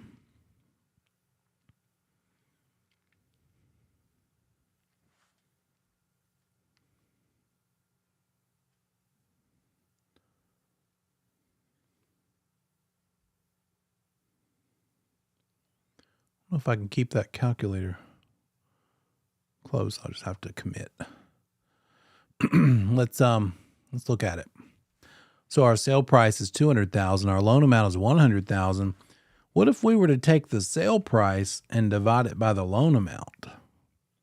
What happens if we take $200,000 and divide it by $100,000? We get the number 2.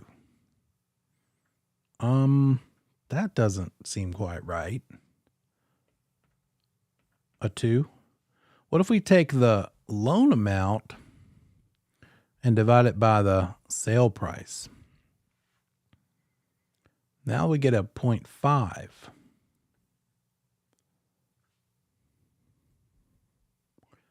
And if we multiply that 0.5 by 100, like turning it into a percentage, it shows us that that is 50%. The loan amount is 50% of the sale price. And that's what we're looking for. If we were to take this 2 that we got doing it the other way and multiply that by 100 to turn it into a percentage, what we found is that the sale price is 200% of the loan amount. That's not what we need. What we need to know is what percent of the sale price is being borrowed. And so it's the opposite of this first try. We need to take this loan amount and loan amount divided by sale price. So on the test, if it says, what's the formula for getting LTV? LTV is loan amount divided by sales price. We take our 100,000, divide it by 200,000 of sale price, and get 0.5. It's half, right? 100,000 is half of 200,000. If we take that 0.5, the way we converted decimal back to a percent, remember when we took a percent and we converted it to a decimal, we went to the left? Well, this time we're going to go to the right. And since we're multiplying it by 100, we need to go to the right 2 zeros because there's 2 zeros in 100. That's how we get that 50%. The LTV in this case is 50%. You're borrowing half of what you need for a purchase price. Half of the purchase price is the loan amount in this case. That's not that common, right? Especially for normal people buying regular houses. The typical in this case, if the sale price was 200,000, you're probably borrowing a lot closer to 200,000. Let's say you're borrowing 180,000. If your sale price is 200,000 and you're borrowing 180,000, how much is your down payment? How much are you putting down of your own money?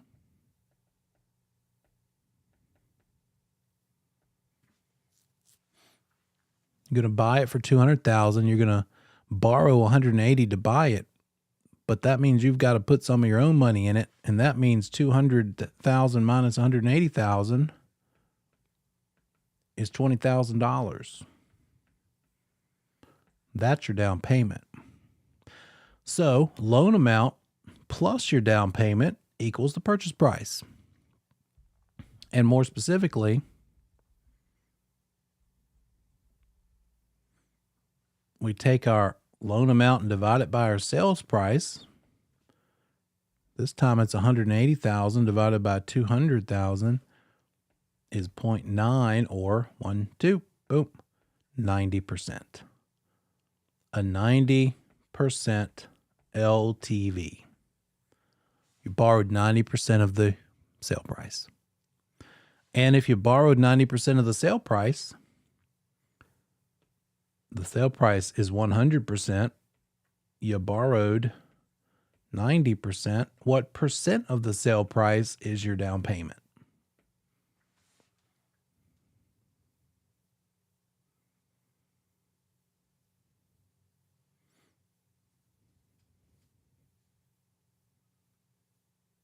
How much are you putting of your own money in a percentage if you're borrowing 90% of that sale price in order to, yeah. So that $20,000 difference between 180 and 200 is 10%. You're putting down 10% of the 200,000 because you're borrowing 90% of the 200,000. So knowing the ins and outs back and forth of those things is useful. And that's what LTV is all about.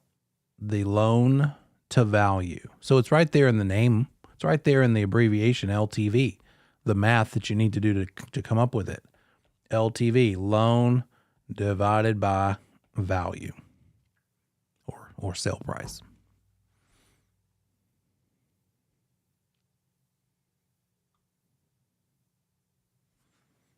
Okay, let's see. So we borrowed 80%. We put 20% as a down payment of that sale price. Let's look at it this way. Purchase price of $250,000.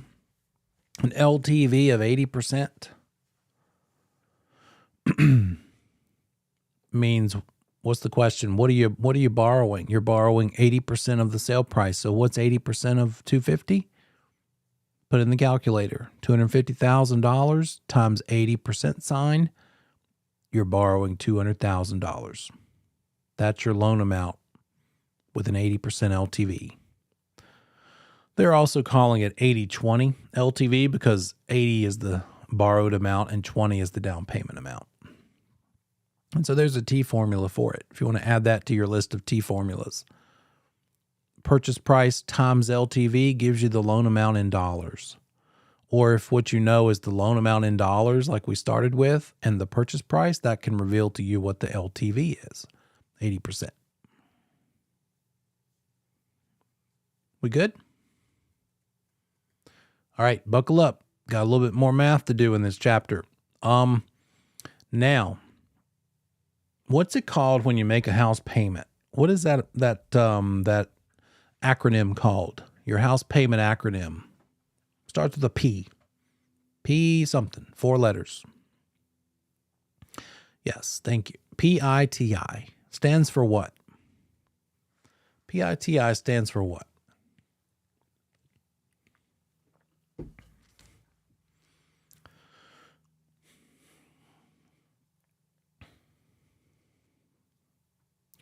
You got it. Principal, loan amount. That's what you're borrowing. Interest that you're paying to the lender for the privilege of borrowing the principal, right?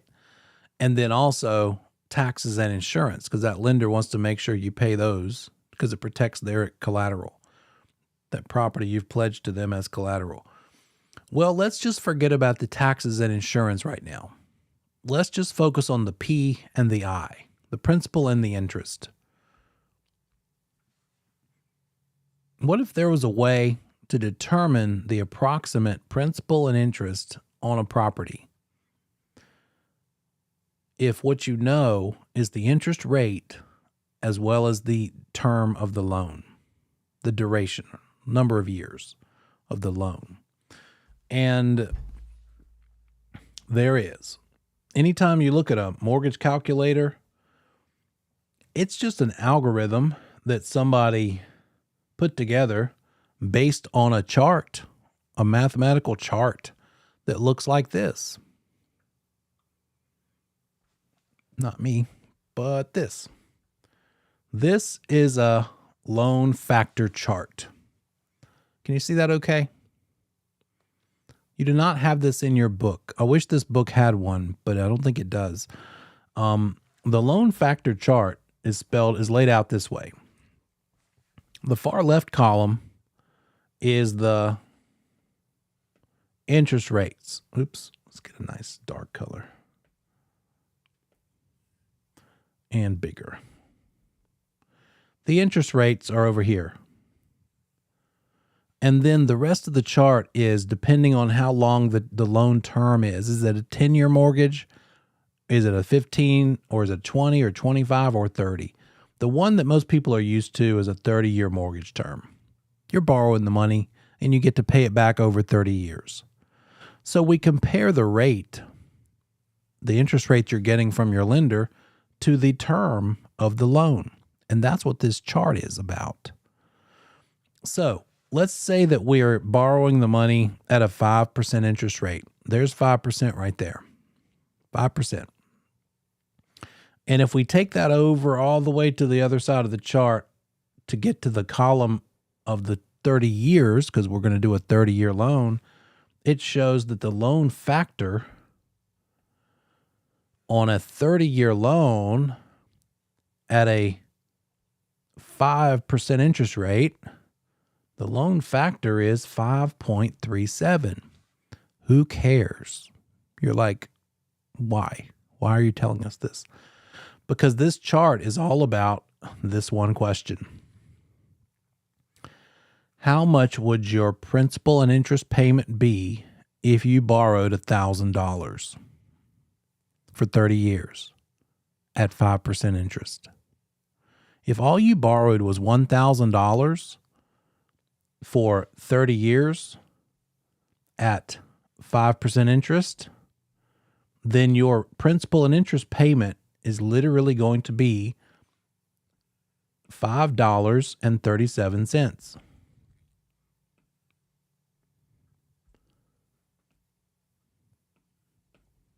That's your payment of principal and interest combined on a $1,000 loan.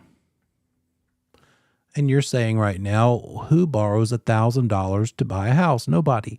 But if we use this information and instead of $1,000 loan, let's say it's a $100,000 loan, how many $1,000 bills are in $100,000? 100 of them because it's 100,000s, right? So if we take that 100 and multiply it by this 5.37, that's going to tell us what our payment in principal and interest would be on a $100,000 loan. But what we're really going to do with this chart is what I just said, but backwards. It works more like this. Question is, my loan is $100,000. Oops, sorry. Go away. I'm borrowing $100,000. That's my loan amount. 2 steps in using this loan factor chart. First step, take the loan amount and divide it by 1,000.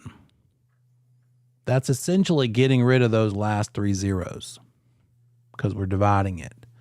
So take the number you get from that 100 and multiply it by that loan factor. So if we take this 5.37 times the 100, that means if we borrow $100,000 for 30 years at a 5% interest rate, that gives us a loan factor of 5.37. Our payment's going to be $537 for our principal and interest. Does that make sense? That's how we use this loan factor chart. And I can talk about it again. So if it didn't get it the first time, it's no big deal. It's normal. Let's do another one, though. I just wanted to show you the chart so you could see what's happening. When you go onto Zillow or any other place, or do you just Google a loan calculator that lets you plug in the loan amount and then it tells you what your payment's going to be, it's using this. It's got it. You don't see this, but it's programmed into the algorithm. It's using this logic in its calculation. So this is just the manual way of doing it, the way people did it in the old days. So we as brokers need to at least have a rough idea of what someone's principal and interest could be depending on what they're borrowing.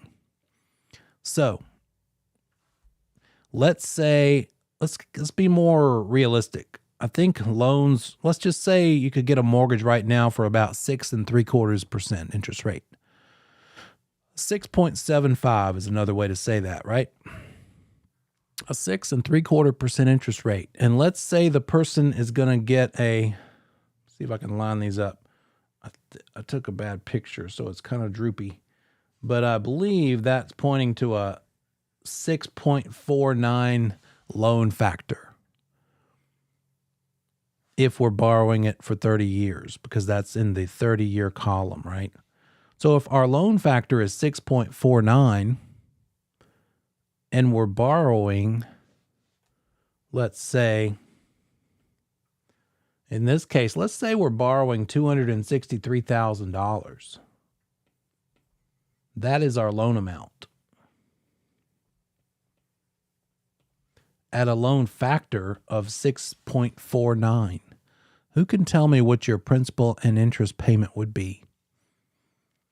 Borrowing $263,000 at a loan factor of 6.49. First step is going to be dividing by 1,000. Dividing what by 1,000? Dividing the loan amount by 1,000. When we do that, 263. There's our 263 divided by 1,000. Oh, look, 263. 263. Multiply that by this loan factor of 6.49. And that tells us that if we borrow $263,000 for 30 years at a 6.75% interest rate, our monthly principal and interest is going to be $1,706.87. Make sense? That's how that's usable. Do you need to carry this loan factor sheet folded up in your pocket? No. In real life, you're going to point them to a lender. Let's just let the lender do it. But it is nice to know as a broker a rough idea of what's your approximate principal and interest going to be depending on the rate that you're borrowing and how long you're borrowing it for. Let's do another one. This time, let's say that they're going to do a 15-year loan. Some people don't want to borrow any longer than they have to, and they have enough money. It's usually going to be a higher payment because a shorter term doesn't let you spread things out as far. And let's say that they can get a 5% loan, 5% mortgage for 15 years. Oh, look, that's a 7.91 loan factor. So this time, what the test tells us is the sales price is $350,000. And the loan to value ratio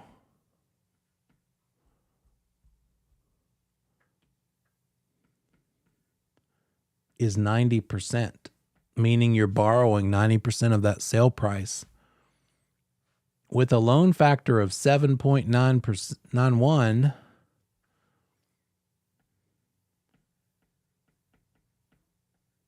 what's the principal and interest payment?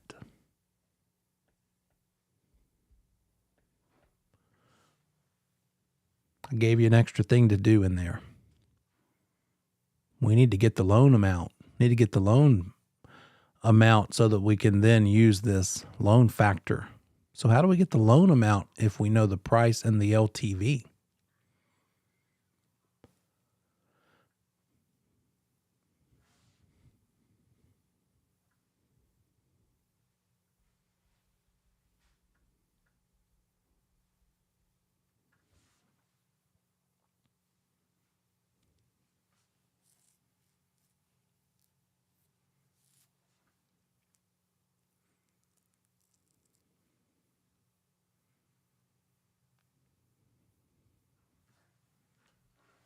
Oh, about break time.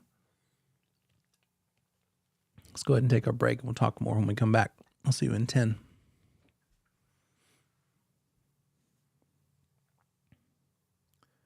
I'll leave that up.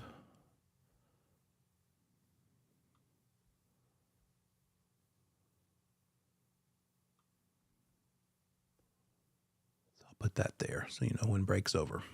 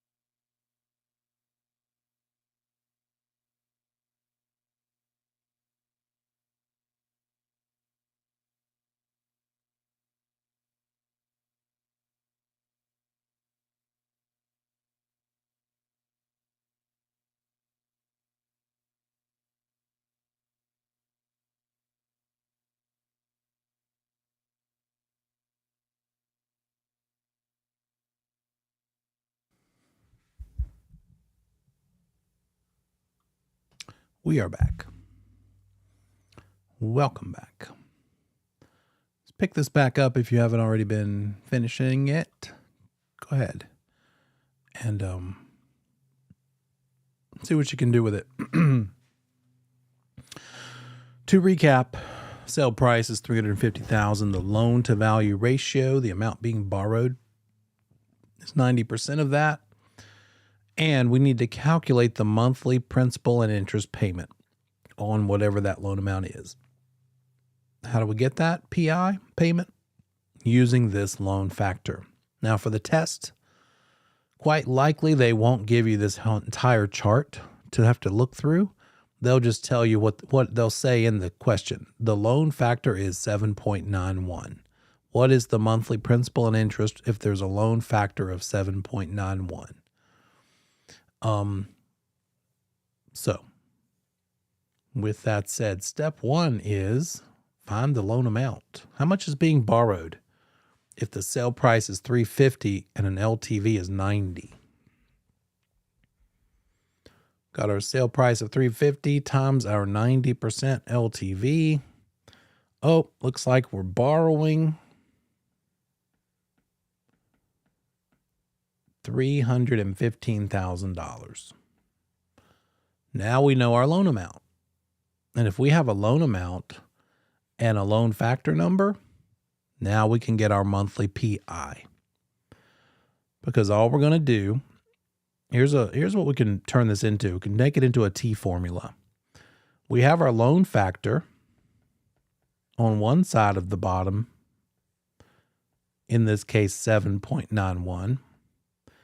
We have our loan amount divided by 1,000 on the other side of this bottom of this T formula. In this case, 315 divided by 1,000 is 315. Because if it's a nice even number like that, ending in 3 zeros, just chop off the 3 zeros. So our first step is to divide the loan amount by 1,000. That gives us this number, 315. Now we just multiply it by that loan factor. 7.91. And there we go. You guys have checked it too. 2491.65 is our monthly principal and interest.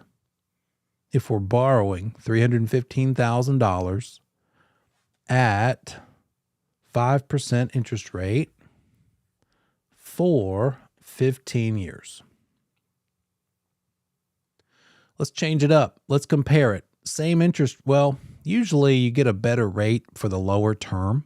That's one reason somebody might try to do a lower term, 15 instead of 30.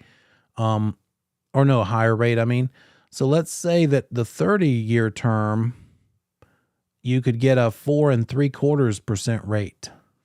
If you go a 30-year term, 4 3/4.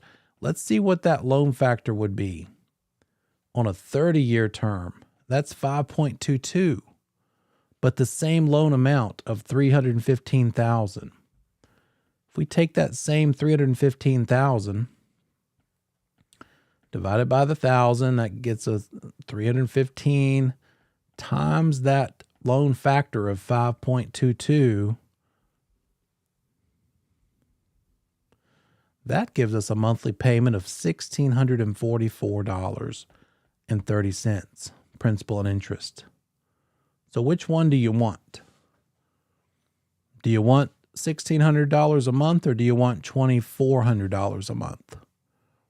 The consequences are, with the $16 a month payment, it's going to take you 30 years to pay it off compared to 15. But the other side of that is, do you have $1,600 a month versus 24? Maybe you can afford the 16 more than the 24. And that's probably why more people go with the 30. They can get more house, right? Because they can afford the lower monthly payment easier. So that's how we can compare different loan amounts and loan durations and help someone decide what they want. Because when I'm talking to a borrower, a new buyer, I make sure they understand, look, when you talk to a home lender, a mortgage lender, they're going to start talking to you about the most you can possibly afford. But I don't care about that number. In fact, I would discourage you from going there. If the most you can afford is $600,000 loan amount to borrow, and that gives you a payment of, well, let's see, 30-year term, borrowing $600,000. Let me get rid of all this stuff first.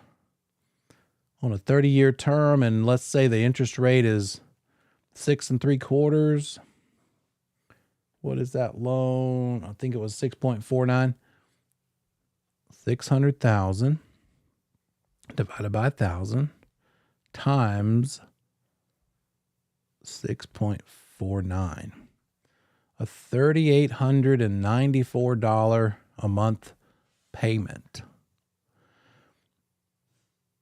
Is that really something you want to do, even if you could afford it? Or do you also have some other things in your life that have priority? Like maybe, I don't know, maybe you want to put your kid in a private school. Maybe you want to go on vacation from time to time. Do something besides be sort of a servant to your $3,800 house payment, $3,900 almost. So life, maybe you want to set aside money for retirement. And so instead of getting a house that requires a $3,900 payment, maybe you want to get a house that only requires a $2,900 payment. So what's that look like in price range? I want to make sure that buyer is not house poor. House poor, all they can do is live in that house. They don't have any money left over every month for other things they want to do. I also want to point that out to them so they don't think I'm just trying to get them into the highest thing that will pay me the most commission, because there's sort of a conflict of interest there, right? I'm trying to help them buy something, but I get paid more if they buy something more expensive. I want to make sure from the outset they understand that that is not my priority. That just happens to be how it works, but I'm going to discourage them from buying the most house they can afford by asking them, what do you like to do in life? What are your goals for the next 5, 10, 15, 20 years? So instead of buying that house for $600,000 loan amount at a $3,900 payment, maybe you buy a house at a $400 loan amount. Okay, 6 3/4, what was that, 6.49? 400 times 6.49 is going to be a $2,500, almost $2,600 payment. Yeah, now you can afford to go out to eat a few times. Now you can afford to go to Disney, buy the car for that kid that turns 16 in 3 years. Pay for some of that or all of that kid's college in 5 or 6 or 7 years. So that's a big discussion to have as a broker. Make sure they understand you truly are in it for them. You're not just trying to squeeze every dollar out of every single transaction and give them bad advice. You don't want to find out 2 years later that they went into foreclosure because they were so darn close to their limit. They're redlining it, right, to use a race terminology.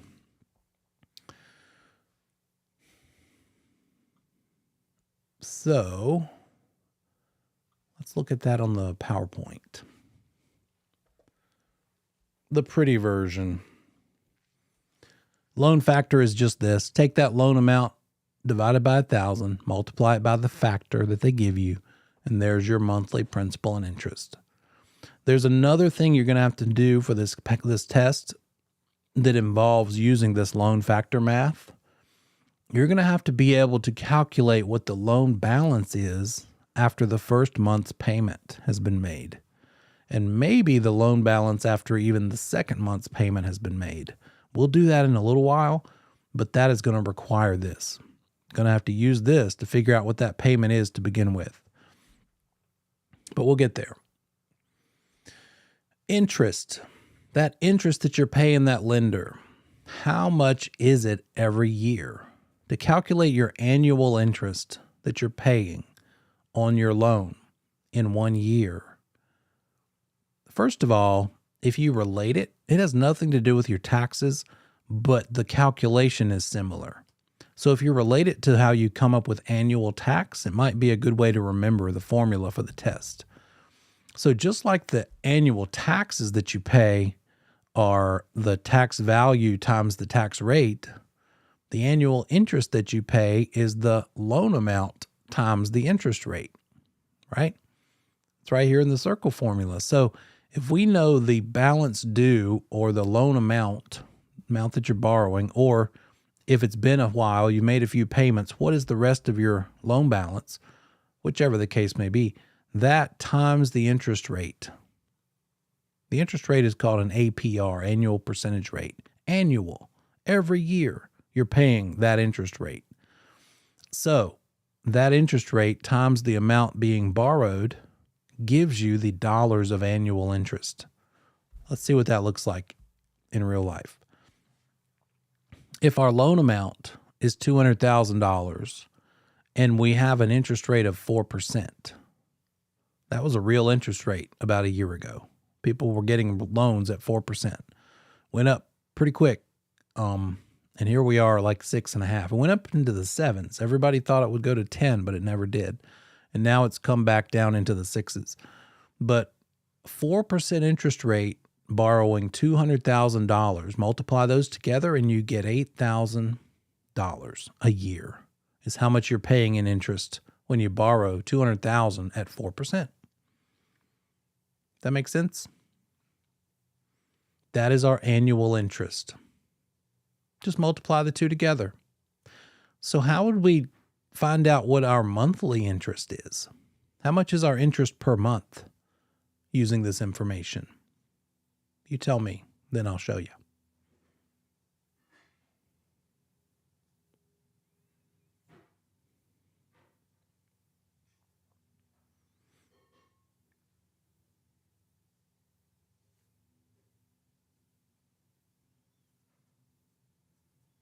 What's our monthly interest if our annual interest is $8,000? What are we going to divide 8,000 by?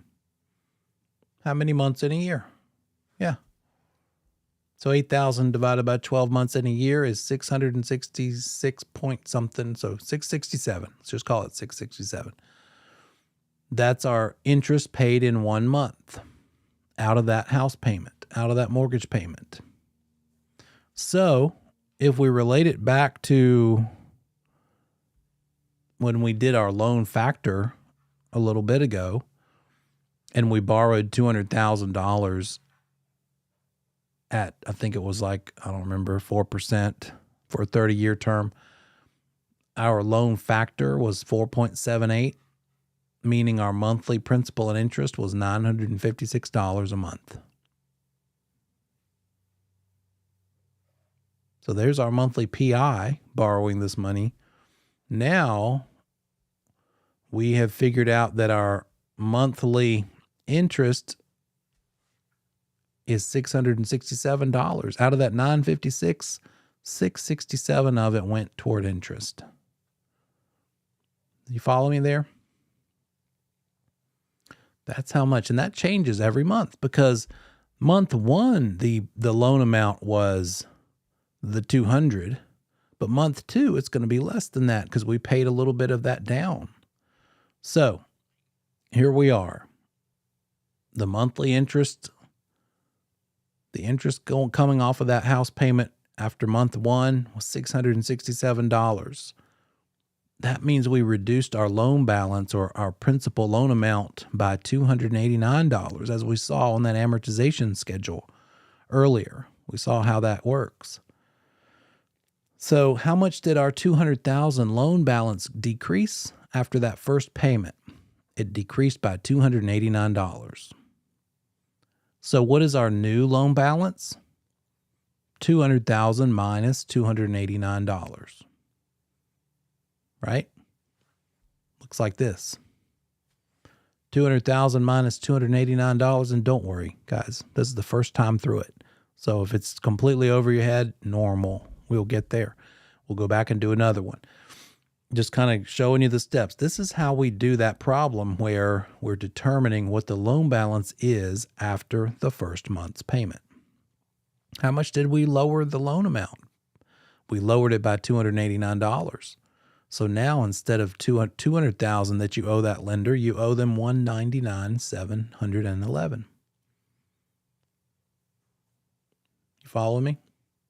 So that's the answer. If the question is, what's the loan balance after the first month? The answer is $199,711. But if we have to go one more month, the test question might be, what's the loan balance after month 2? And that just means you're going to have to do all of this over again. But instead of using the $200,000, you're going to use the new loan amount of $199,711. So everything we just did except this new loan number instead of the original loan number. Because every month that loan amount comes down. So for month 2, the loan amount is $199,711. We just figured that out. If we multiply that by 4% annual interest rate, then our annual interest based on borrowing $199,711 is $79.88. How do we turn $79.88 annual interest into monthly? Divide it by 12. So the amount of interest that was paid in that second month's payment was $665, not $667. The amount of interest paid in month 1 was $667. This month, it's $2 whole more dollars less, $665. And so if we pay out of that house payment of $956, if we pay $665 dollars of interest, that means our principal loan amount is coming down by $291. And if we subtract that $291 from our current loan balance, the $199,711, the loan balance after month 2, after the second mortgage payment, $199,429. We're basically doing it by hand, what we saw in that amortization calculator I showed you in the beginning of class. Aren't you glad you don't have to really do this in this job? You don't. You just have to know why it works and be able to do this to get through the PSI test. But after that, in real life, you're not doing these calculations. You're going to have a good lender partner, 2 or 3 lenders that you know do good work for your clients, and you're just going to refer your client to them.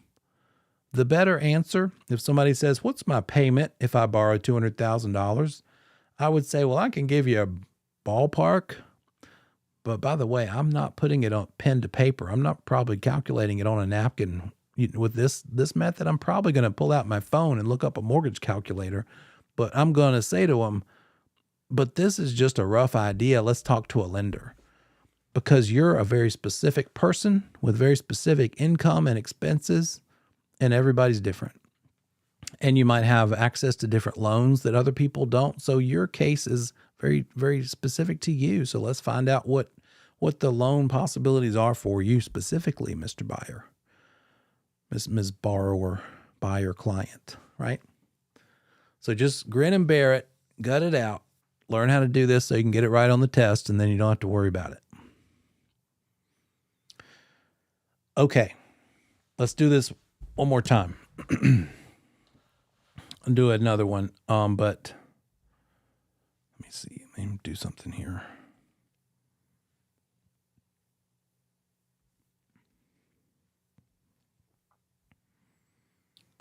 Here we go. I'm going to make one up.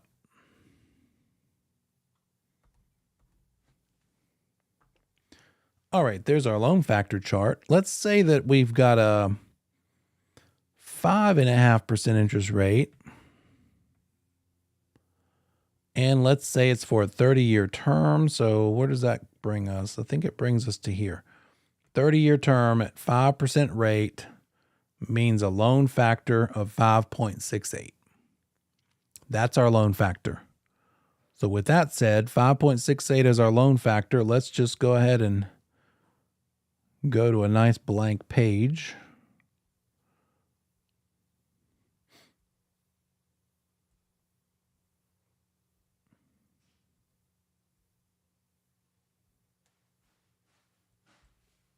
$5.68. So our loan factor is this. Our sale price, you know what?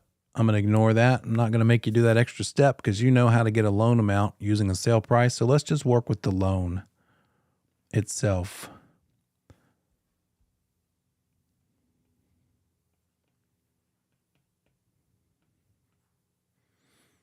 Let's do a $325,000 loan amount. And then it's a 30-year loan. I believe I did, 5.5, 30-year loan at 5.5% interest rate.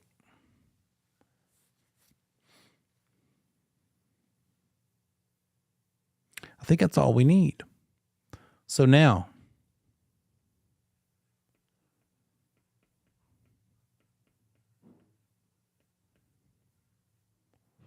what's the loan balance after the first month's payment?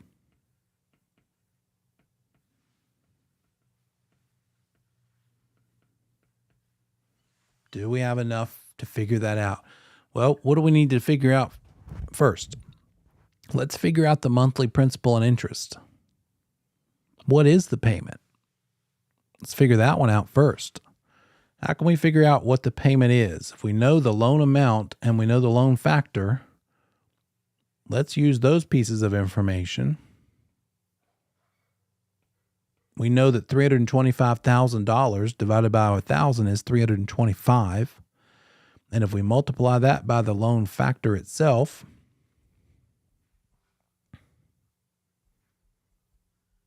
that tells us that our monthly P&I payment is $1,846. As I write a different number. There we go. $1,846 is our monthly P&I. So now we'll just add this to our list of facts. PI every month. That does not change, by the way. That total does not change every month. Same payment. So now, what do we need to know? We need to know what is the interest with that first month's payment. If we need to know month's interest, we need to start out by getting the annual interest. So annual interest in dollars is just the loan amount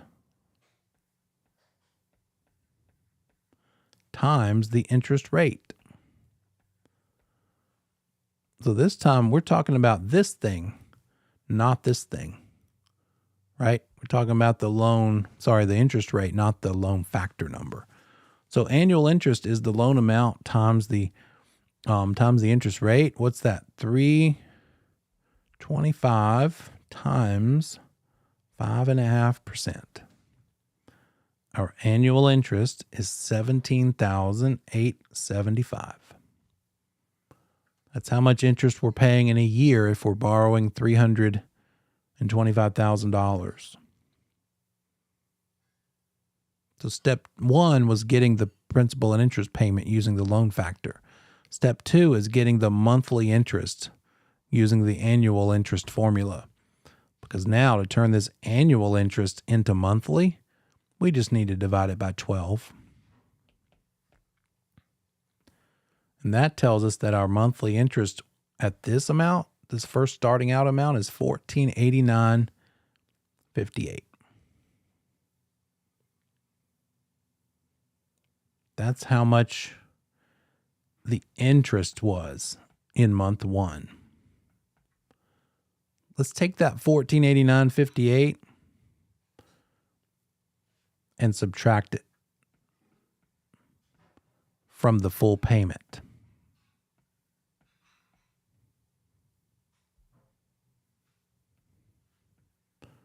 Get rid of this line. There we go. And if we do that math, $1,846 is the monthly payment of principal and interest. Subtract the $1,489.58. That means the principal is being reduced by $356.42. That's how much our loan came down after that first month. So we're just going to subtract it from that initial loan amount, which happens to be this number, 356.42. Let me write it over here so it's not confusing. The 325 original loan amount minus this 356.42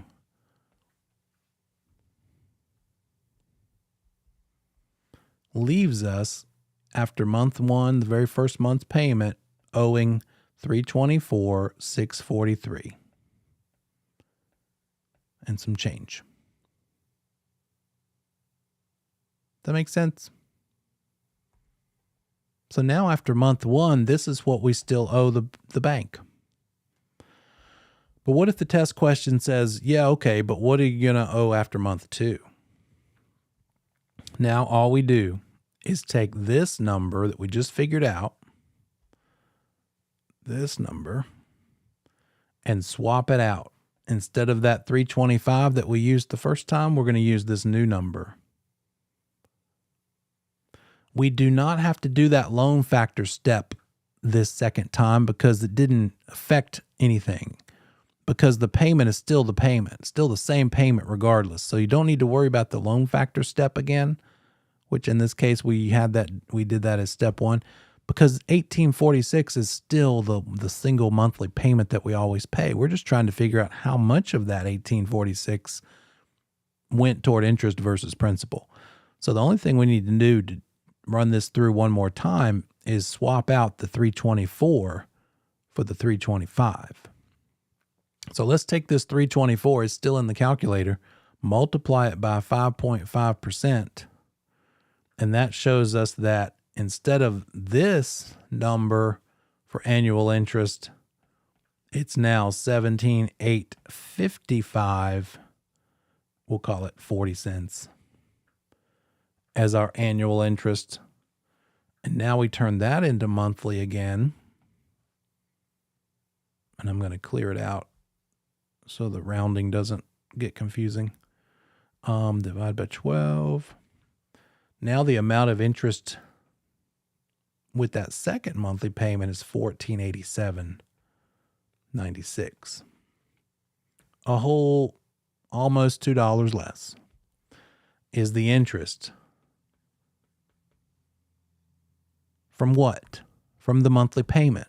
So $1487.96 from the 1846 monthly payment that never changes. 1846 minus 1487.96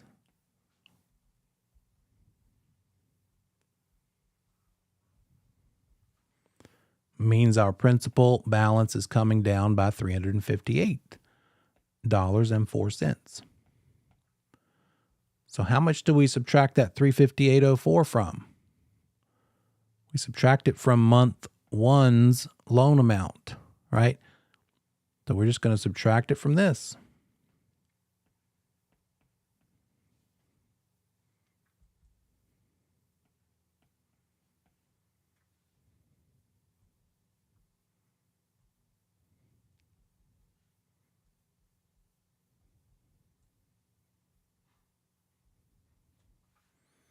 And the loan balance after month two is $324,285.54. That was a lot of steps, right? That's probably the biggest math you've had to do so far. But a couple things. Number one, let's see here.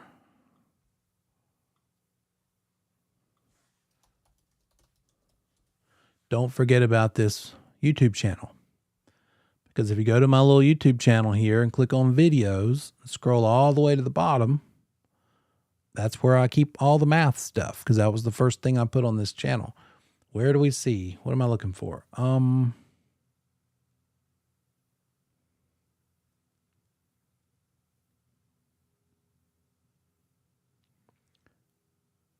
There's one on using the loan factor. Oh, here we go. This one. how to calculate your loan balance after the second month's payment. Okay, these are problems of And it's just me narrating loan factor. through one of these. So you can pause it, go back, look at it again. It's in a different amount. So hopefully that'll prove helpful. You can, if this all kind of freaked you out, it's okay. Take your time. If you do about 5 or 10 of these, you'll get there, because it all reduces down to like a series of steps. Let's see what the steps would be on this. And you might want to write this one down. Step 1, to calculate the amount of a loan after the first month's payment. Step 1, calculate the monthly P&I using the loan factor. That gets our monthly payment. Step 2, calculate the annual interest in dollars and then convert it to monthly. I could call that 2 different steps, but I think it might go down a little easier if we do it this way. Convert it to monthly interest. And then step 3,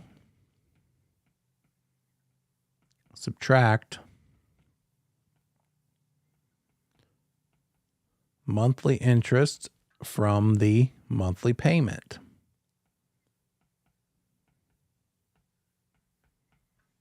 And if you subtract monthly interest from monthly principal and interest, it's going to give you just the monthly principal. And then step 4 is subtract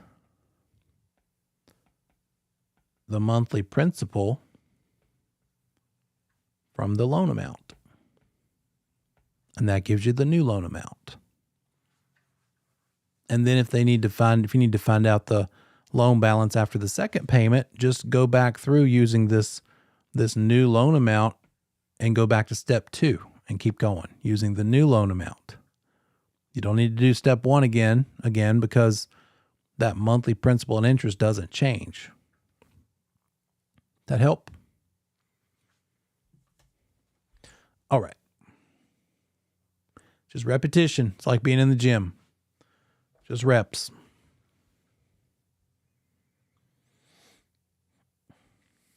And that's the worst one, guys. There's not a whole bunch of these things that are just a million problems with. I mean, really, I called it 4 steps just to make it sound less intimidating, but you could really kind of call this 5 or 6 or 7 steps. But not many math problems are like this. Here's more typical math. Calculating the loan origination fee. An origination fee is really just one of the ways the lender makes their money. It's sort of an administration fee. They're charging a lender a certain percentage of the loan amount. I'm sorry, the lender's charging the borrower, a certain percentage of the loan amount. The lender might say, hey, borrower, if you want to borrow this money from us, you're going to have to pay us a 1% origination fee. 1% of what? Anytime you're calculating loan-related things, it's based on the loan amount, not the sale price. So any loan fees are based on how much you're borrowing, not how much the property sells for. So a loan origination fee, if it's 1% of the loan amount, multiply them together. 1% of $200,000 loan amount means that lender is charging you $2,000 origination fee. Just about every lender charges an origination fee. But some lenders might charge 0.5% or maybe 2%. That's why you should shop rates. You should shop lenders, or suggest your buyers shop around, see what different lenders charge.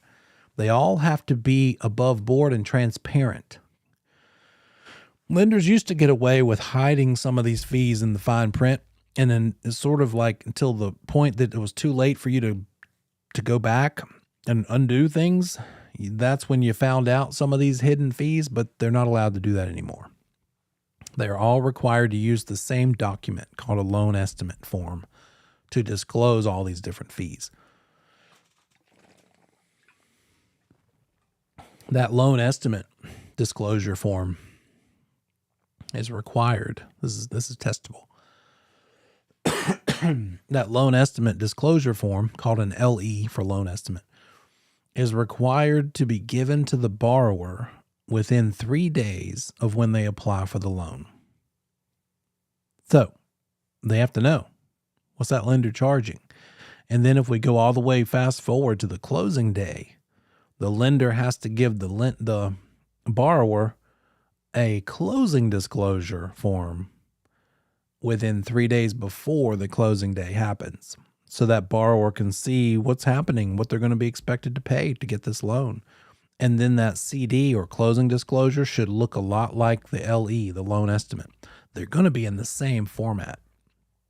The same place on the same pages is where it's all going to be located. So it's easy for that borrower to see what they're being charged for, what they're being charged. So this loan origination fee will not be a surprise. They'll know, oh yeah, they told me they were going to charge me 1% back when I was asking them what they charge for a loan. And that's it. It's just what is the percent of the loan origination fee times it by the loan amount. And that's it. How many dollars? Test question might just ask you, what's the loan origination fee if the lender charges the borrower 1.5% on the loan amount? And if that's the case, loan origination fee,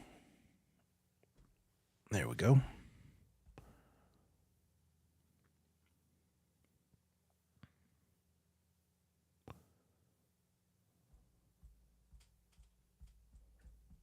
There we go.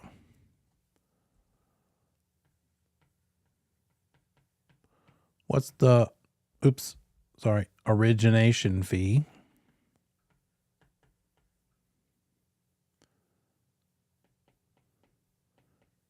If the lender charges, that's a bad way of saying it.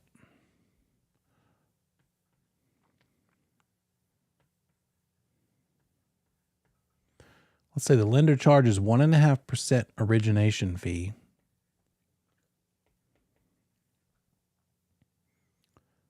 How much will the borrower have to pay for it?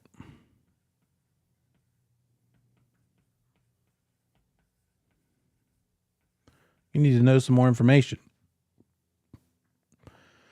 The loan amount is $575,000. So what's the origination fee of, if it's 1.5% on a loan amount of $575,000? The borrower has to pay a 1.5% origination fee if they're borrowing $575,000. What are they paying in dollars?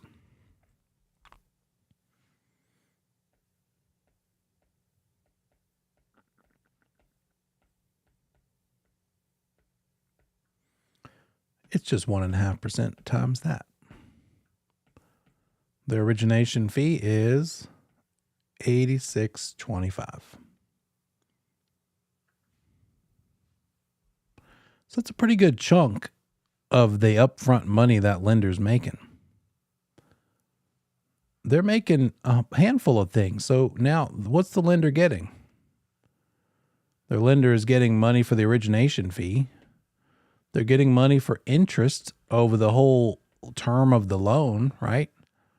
They're also probably getting money on what's called the back end when they sell the loan. So there's lots of ways a lender that you're borrowing money from is getting paid from you or because of you. Another thing the lenders may get paid on is this next thing called discount points. Anybody ever heard of discount points? What is a discount point? What's the purpose of it? What if you decided to buy a house and right now the rates are, let's say, 6.75%. And the house you want to buy is, let's say, approximately going to cost you $350,000. That's the sale price. And you're going to borrow 90% LTV. And when you do the math on this, it's a payment that does not fit into your budget. You realize I really like that house at $350 and I only have 10% I can do for a down payment. Therefore, I'm going to have to borrow 90%. But I'm still struggling to make that monthly payment, whatever it is. We're not going to mess with that. Don't worry about it. Whatever that payment is too much. How could I get the interest rate down? Discount points is how you can get that interest rate down. Because rather than, if you can't make that higher monthly payment, maybe you have a chunk of money available. Maybe a tax refund, or parents, or just a chunk of money. And if you could pay some money to get the lender to agree to do your loan at 6% instead of 6.75%, then the payment at 6% is something you can manage. So how can we get that lender to agree to come down by 0.75%? Because 0.75 is 3/4, right? 0.75%. Here's how we do it. How much money would it cost in discount points? First of all, what are discount points? It's called prepaid interest. There's some other words. Discount points, also known as prepaid interest. When you see that on the test and you see this word prepaid interest, think discount points is what we're talking about. Here's another one. Write this one down too. Discount points are also referred to as the lender's yield. Yield. That's what they're getting. That's what they end up with. That's their profit. They're making that money. So this is all the same thing.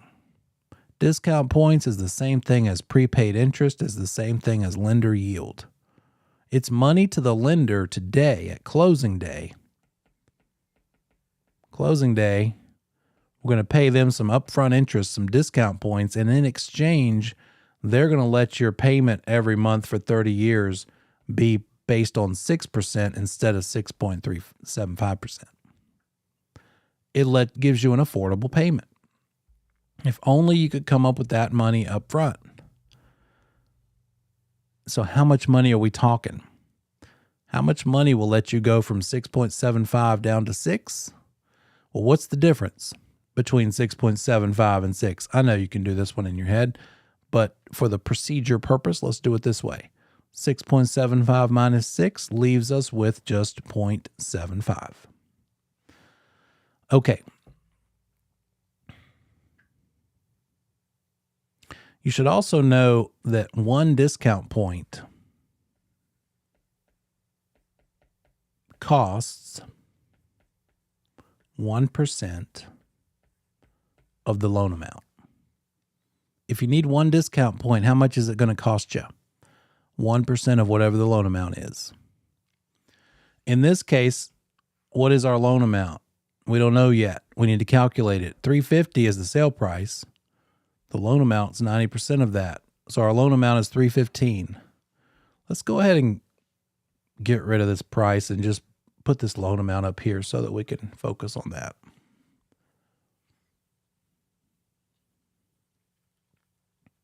So we're borrowing $315.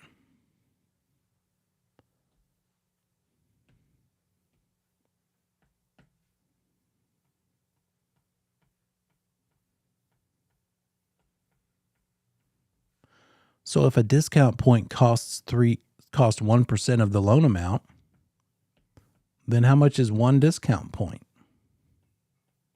in this case? $3,150. So that's one of the calculations you need to be able to do. All they might ask you is, the borrower has agreed to pay 2 discount points. Their loan amount is $315. How much will this borrower be paying in discount points? And if that's what they ask you, all you need to do is calculate however much 2 discount points are.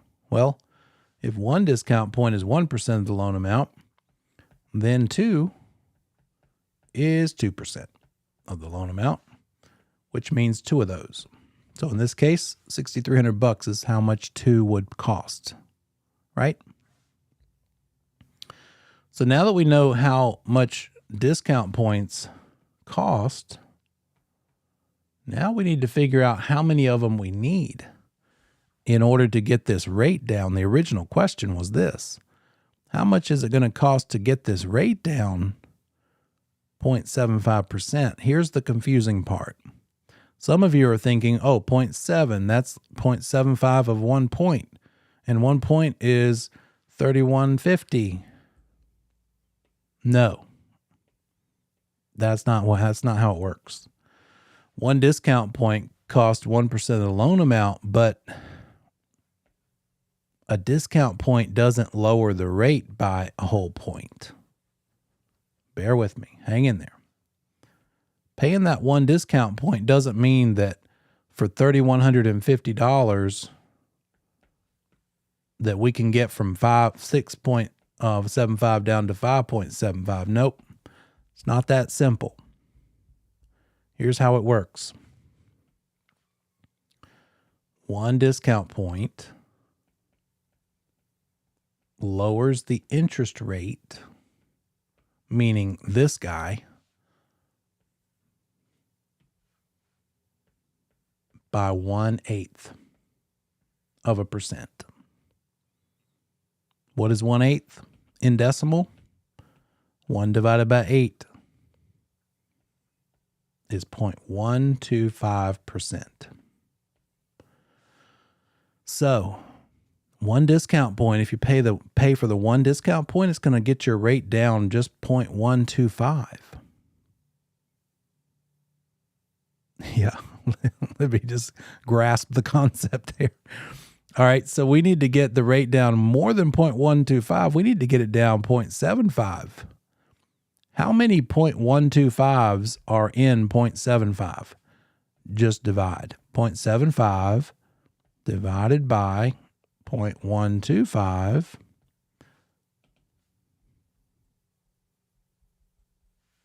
is 6 discount points. And how much does a discount point cost in this case? $3,150. So if you want your interest rate to be calculated at 6% for 30 years instead of 6.35, you better have $18,900. And maybe you do. Maybe your parents say, you know what? You're just starting out. We got some cash. I'm not that kind of kid growing up. That's not what my parents were able to do for me, but some are. Some people out there, it's like some people I went to college with, I look at their monthly and I was like, wow, that's a different type of lifestyle. But sometimes though, it doesn't matter who pays the discount points. In a different kind of market, like when it's more of a balanced market and builders have to compete to draw buyers in to get their attention, a builder could offer to pay discount points. And they are doing that right now. Sometimes builders are saying, yeah, we'll give you $30,000 toward options or closing cost help or whatever you want. And so instead of spending the $30,000 on like a fireplace and the fancier level of granite countertops, maybe the buyer is taking that 30 and maybe they're spending $12,000 on stuff for the house, but the remaining $18,000, oh look, there it is, 6 discount points. Right? So who knows where it comes from? Could be parents, could be a seller. When we get to a type of market that's like really pro-buyer, a buyer's market instead of our seller's market that we're in, where buyers have all the options and sellers are desperate and sellers are like, oh, please, please pick my house. The opposite we're in now. That seller, you're going to see sellers offer to pay discount points. We'll buy your rate down for you. We will help you get a 5% rate instead of a 5.5 or instead of a 6. So that's it. Discount points. One thing you'd have to do is find out how much will they be. How much will 3 discount points cost? And you just need to know the loan amount and multiply it by 3 is a percent. Or you need to know how many discount points to buy the rate down, or how much money, either or, to buy the rate down to whatever they give you in the problem. Okay, I'll see you back in 10.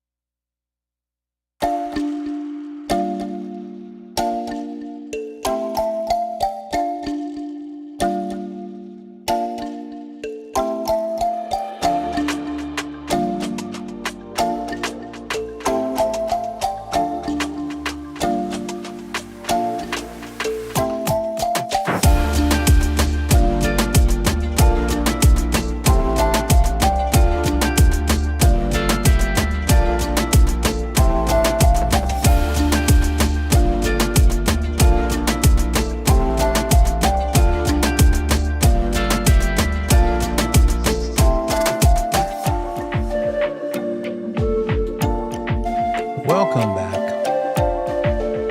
Let's finish out our last hour here.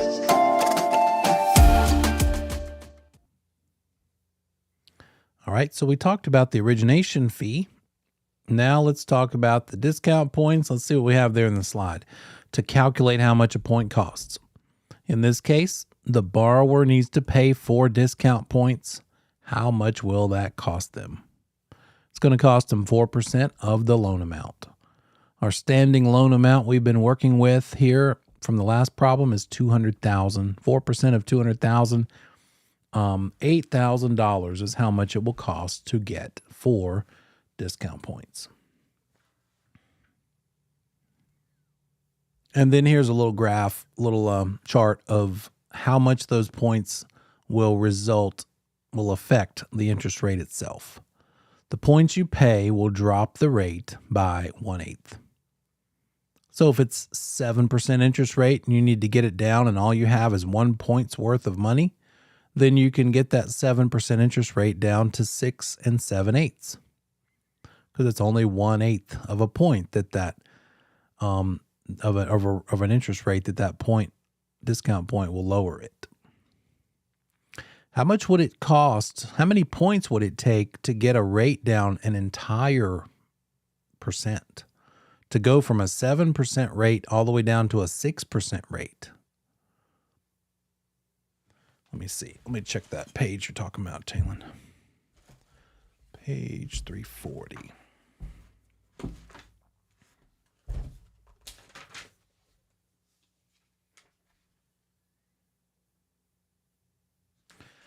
So for our purposes for this class, yes, this is pretty much applying.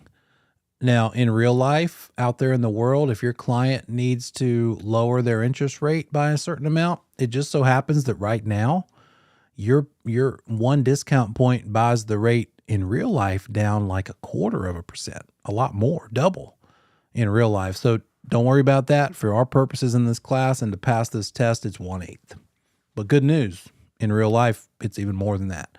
Ask the lender.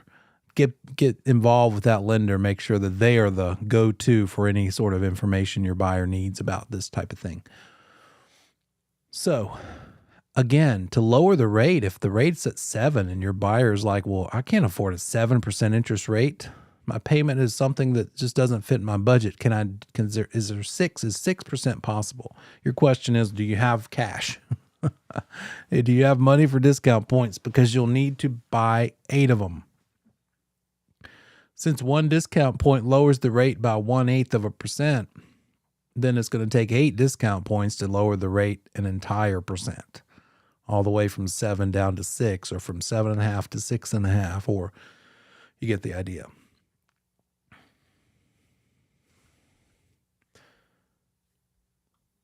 So if we have a $350,000 loan amount and the lender has said the interest rate is 4.5%, but the borrower needs it to be 4.25, 4.25, how much of a percent does it need to come down?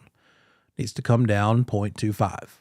4.5 minus 4.25 is 0.25.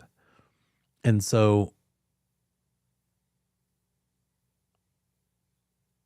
how many points does that mean?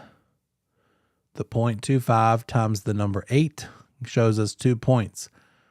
I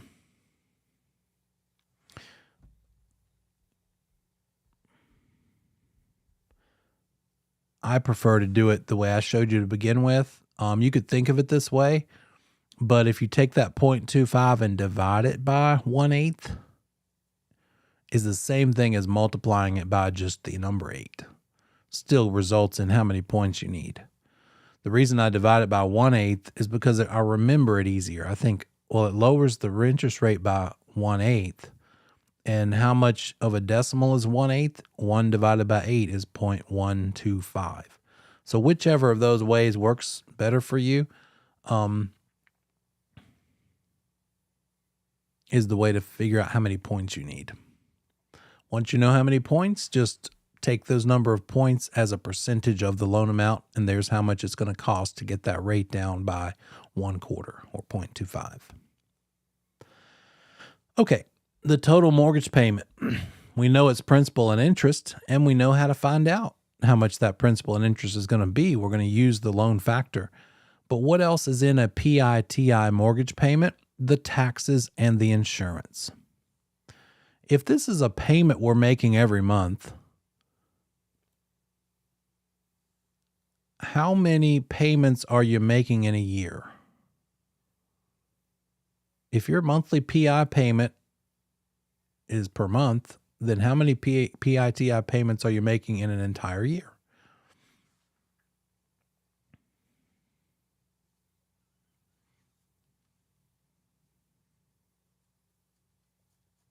Oh, Libby says, how much do you know in real life what the 1% is worth. If it changes, ask a lender. You just find out from the lender. Yep. All of this loan related stuff, I wouldn't even try to get into it too deep. I like to know kind of how it works, and I like to know some specific loan types and how they're different. Like we'll learn the difference between conventional versus FHA versus VA.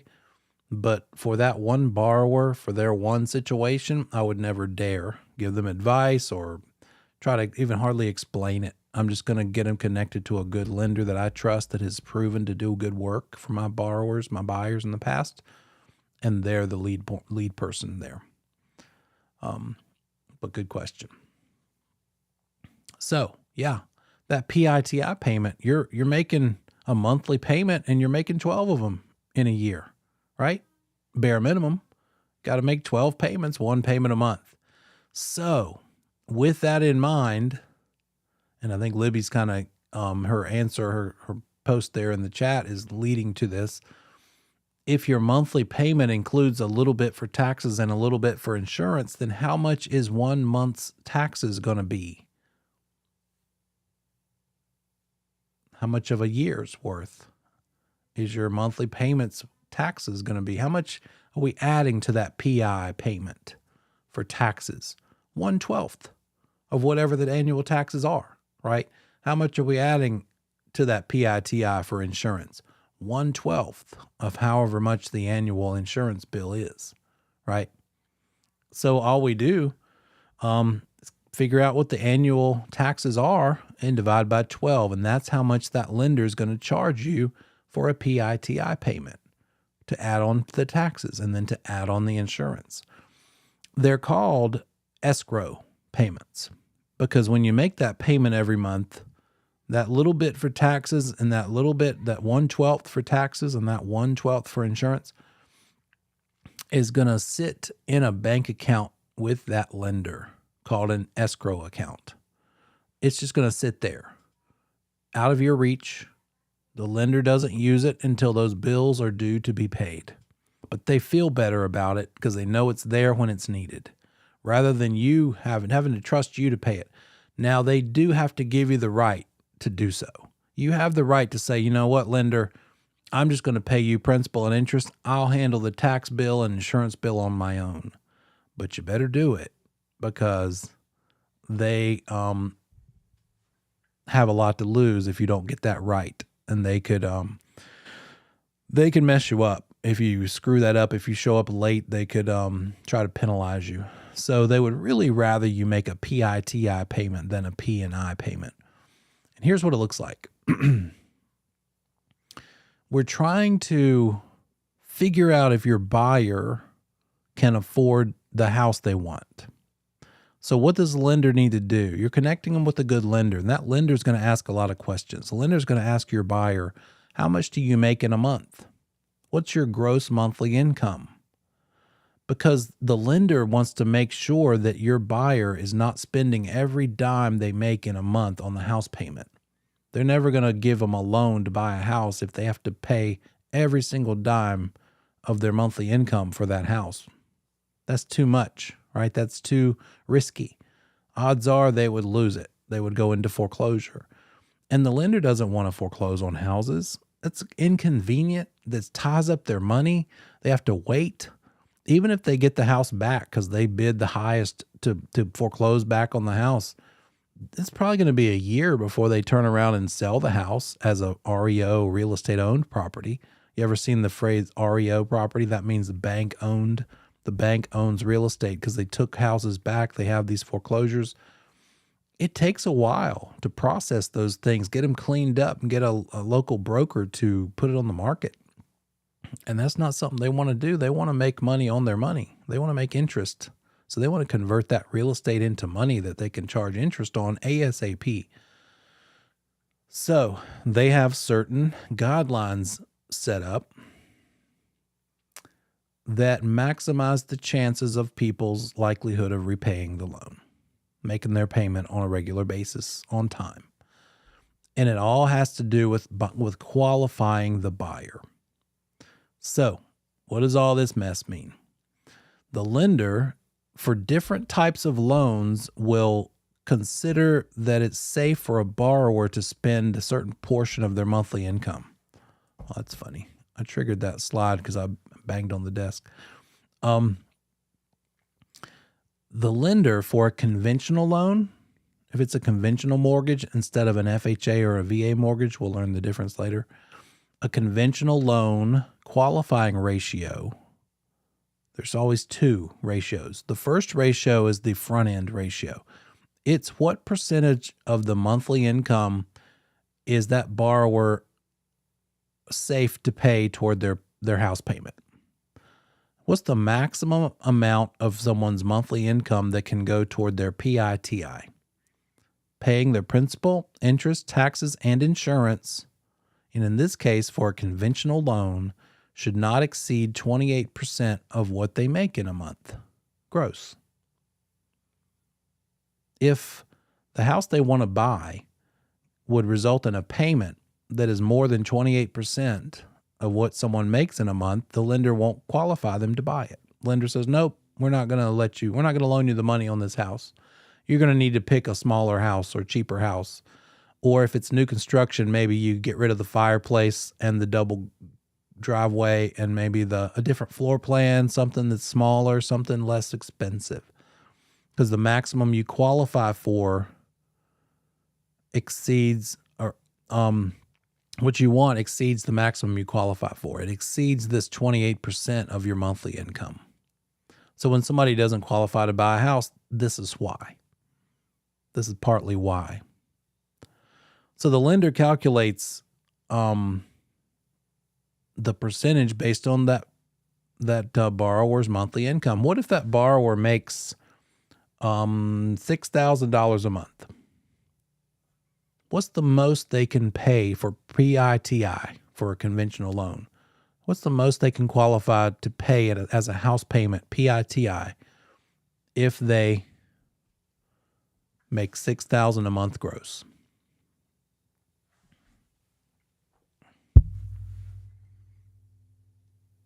It's just right there.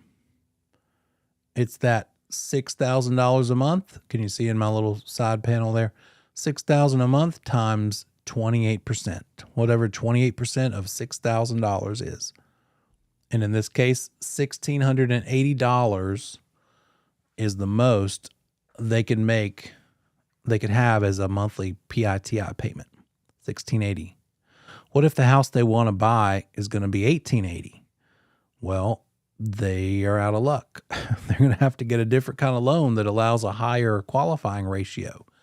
And that's a big reason that people go to a different kind of loan, because a conventional loan has a 28% front end ratio, but some other loan types have a higher one, like maybe 36%. What would that be? $6,000 times 36%. Let's say an FHA loan allows a 36% qualifying ratio. Well, that gives them a $2,160 per month allowance for the house payment, PITI, compared to what was the other one, 16? So that's probably what they're going to do. If they really want this house and refuse to take a smaller house, they're going to try to qualify for that FHA loan that allows them to have a higher percentage of the gross income go toward the house payment. So that's the front end ratio. In this case, for a conventional loan, it's 28% of your gross monthly income. Now, because we're not in fantasy land, every adult has bills, right? You got more than just your house payment to deal with. You got your car payment, credit card payments, homeowner association if you live in one of those neighborhoods, all kinds of recurring monthly expenses. So the lender cares about your other business too. The lender not business, but life. Lender cares about the other things in your life because they affect your ability to keep making your house payment.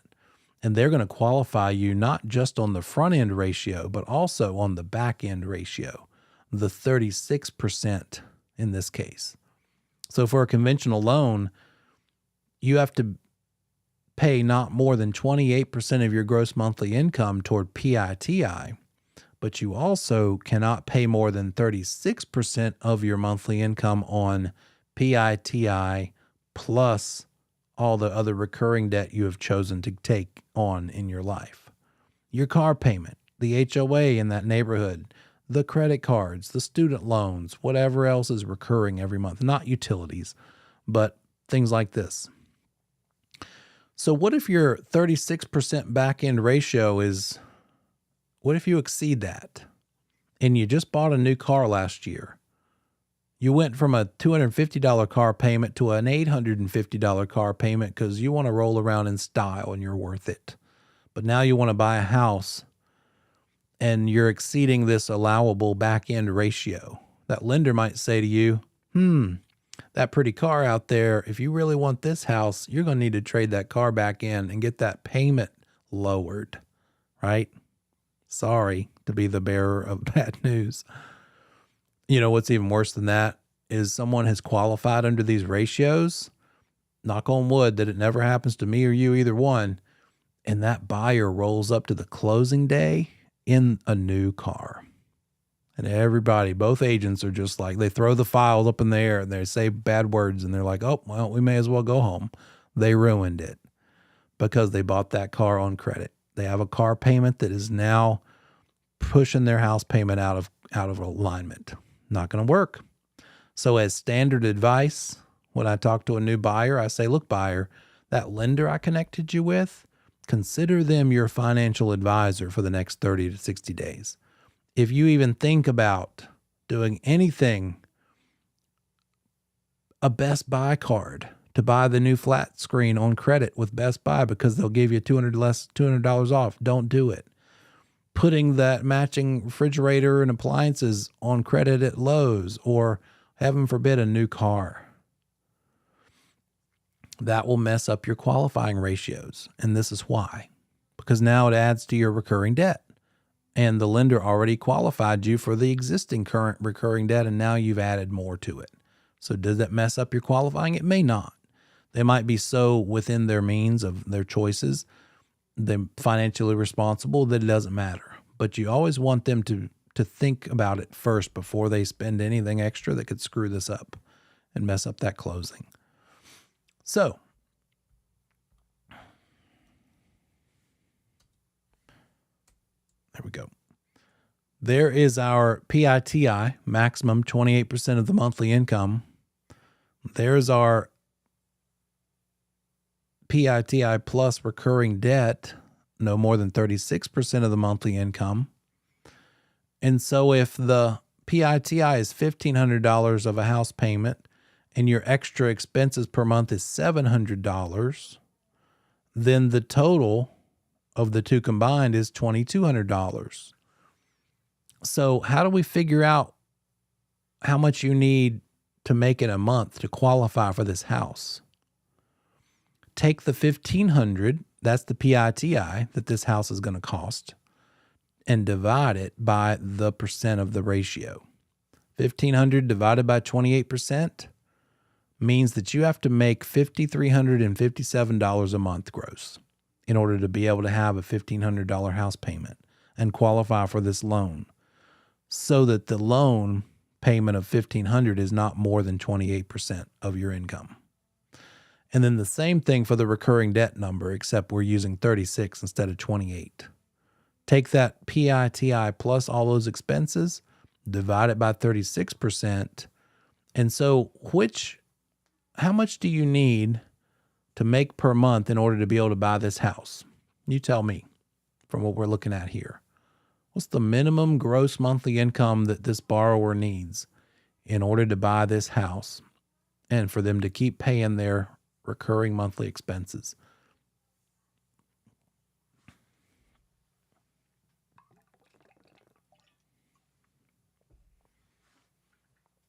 Which one? Is it 5357, or is it 6111?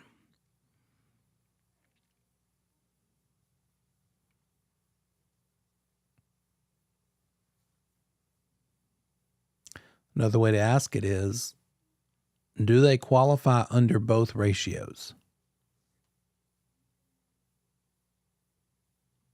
If they make $6,000 a month gross income, do they qualify under the first ratio, the front end ratio? $6,000 a month? Yeah, sure. Because they would only need 53, 57.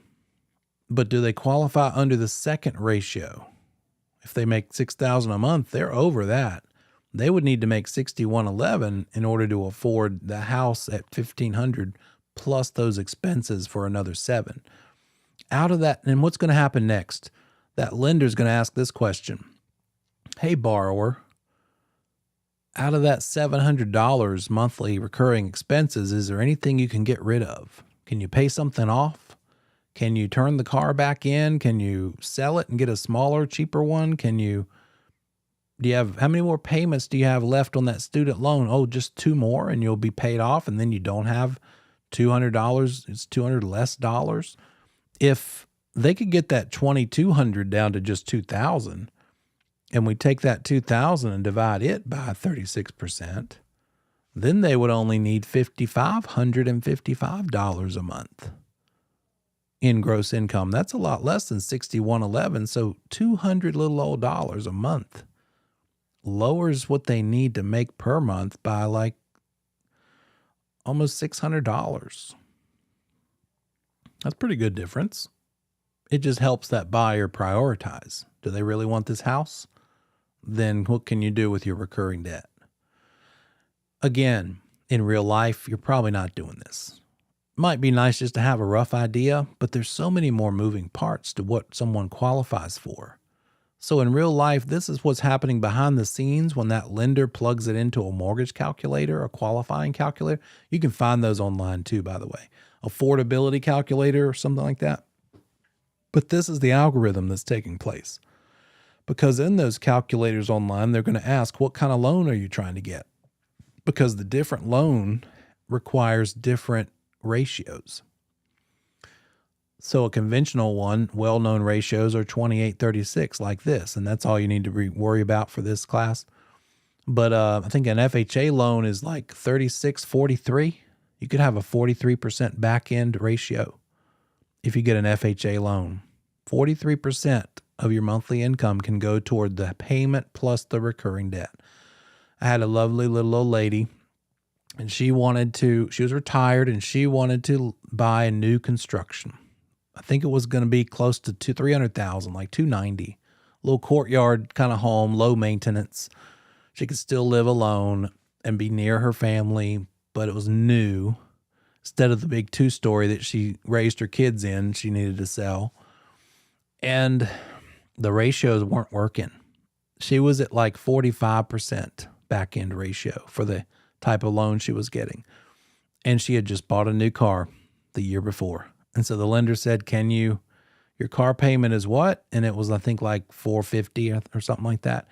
If it could have only been like $250, she would have been fine. But she made a great point. She said, well, what would I do if I get rid of this car? It wasn't like a Bentley or anything. It was just a typical mid-size, smaller SUV. She said, well, I mean, I would have to get such an unreliable car for that kind of a price point that it's just not worth it to me. I just can't do it. Her other option would have been to pick a smaller house, but she had her heart set on this one. And at the time, as is now, this was only 2 years ago, there weren't many to pick from. Anything else in her price range needed a lot of work, and she didn't want that. She needed to walk in and start living, not have to do maintenance or upgrades. And what ended up happening was we found a lender that was willing to look at her income. She had various income, some pension money, some I think investment money coming in. They were willing and able to legally consider some of those kinds of income in different ways so as not to count against her in the 43%. So it's worth knowing more than one lender. You might have certain bank, certain lender that's able to do things that others aren't. Credit unions can often be useful because they really try to go over and above for their members. Okay, let's do some more. Let's do some little recapping here. We've got a buyer buying a house for $425,000. To buy this property, they're going to use, can you see that, by the way? Is that blue too dark? Okay, I can make it lighter. Okay. $425 is our purchase price. Buyer's going to get a conventional loan with a 90/10 LTV. So we know our price and we know our LTV is 90. The interest rate is 4.5% over a 30-year period. The lender's charging 1% loan origination fee and 3 discount points. The municipality where it's located taxes property at 14 mills, and that's going to be a tax value of 75% of the market value. This is obviously a big problem, right? Multi-faceted problem. The commission payable is 5.5%. Attorney fees and miscellaneous expenses are $4,000. Given the above information provided, calculate the following. This is just one big monster problem with a whole bunch of little baby calculations in it. So take it a step by step. How do you eat an elephant, right? One bite at a time. So to calculate the commission, out of all this big mess of stuff, which 2 things do we need to know to calculate the real estate commission? Tell me. We need to know 2 things. 2 of these items.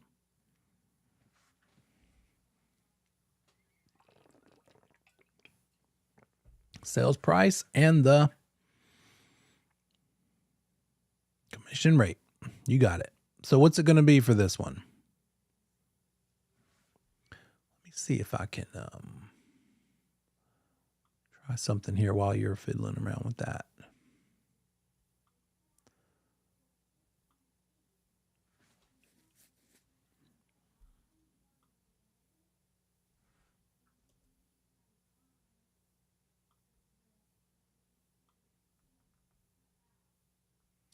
I know what I want to do.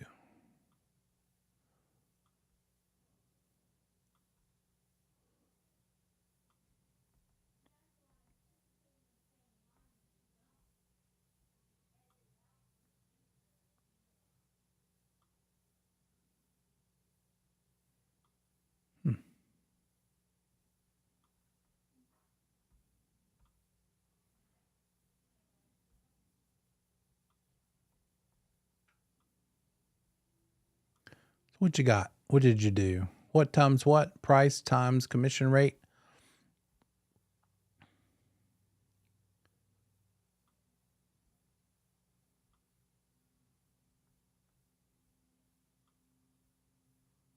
There we go. See if this will work.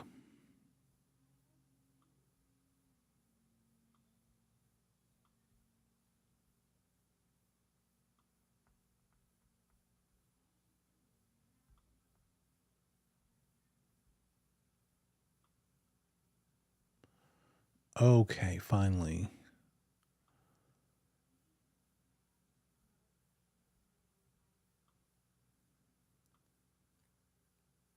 All right, I'll see if this will work.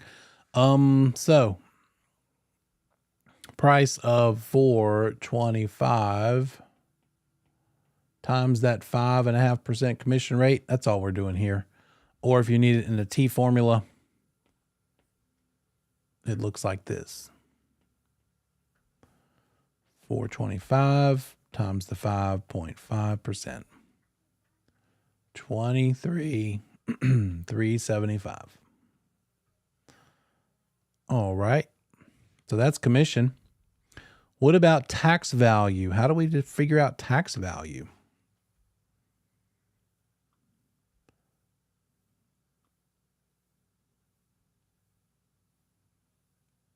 What do we need for it?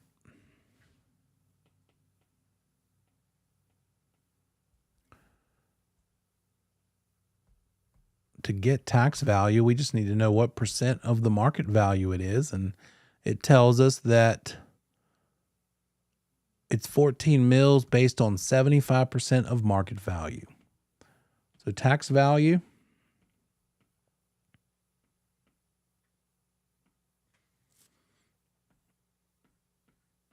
75% of market value. And what do we know as that? 425. Okay, so 75% of 425 means a tax value of 318,750.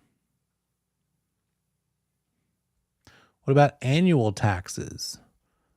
Our tax value is 318,750. That's important to know. So I'm glad we just calculated it. What else do we need to know to get annual taxes? Tax value times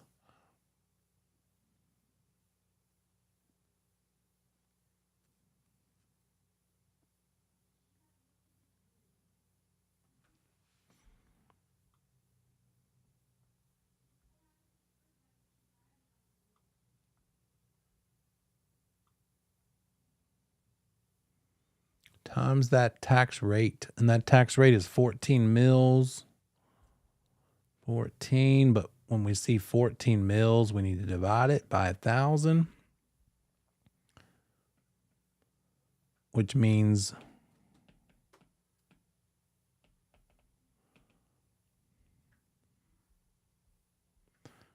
0.014. That times the 318,750 means our annual taxes are 4462.50. Good. What about loan amount? How do we figure our loan amount if we know our price is 425 and our LTV is 90?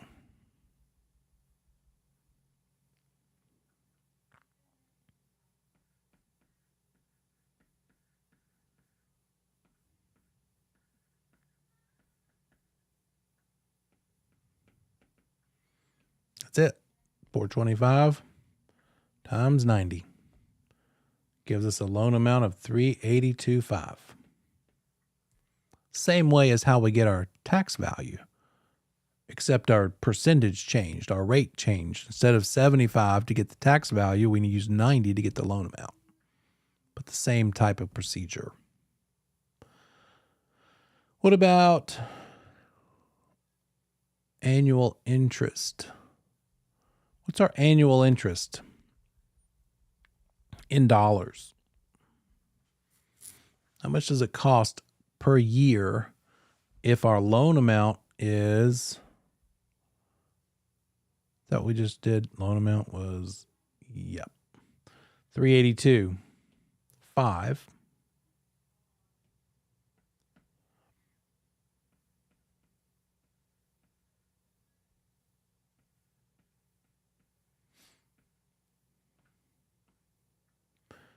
Multiply that by what to get our annual interest?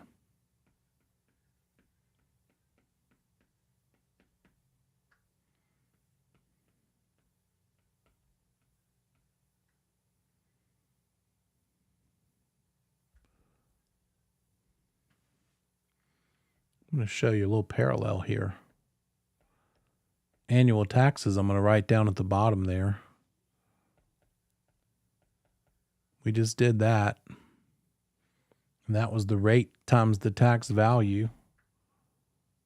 Well, annual interest is the interest rate times the loan amount. And so the interest rate they gave us was what? There it is. Thank you. 4.5%. That was given in the problem.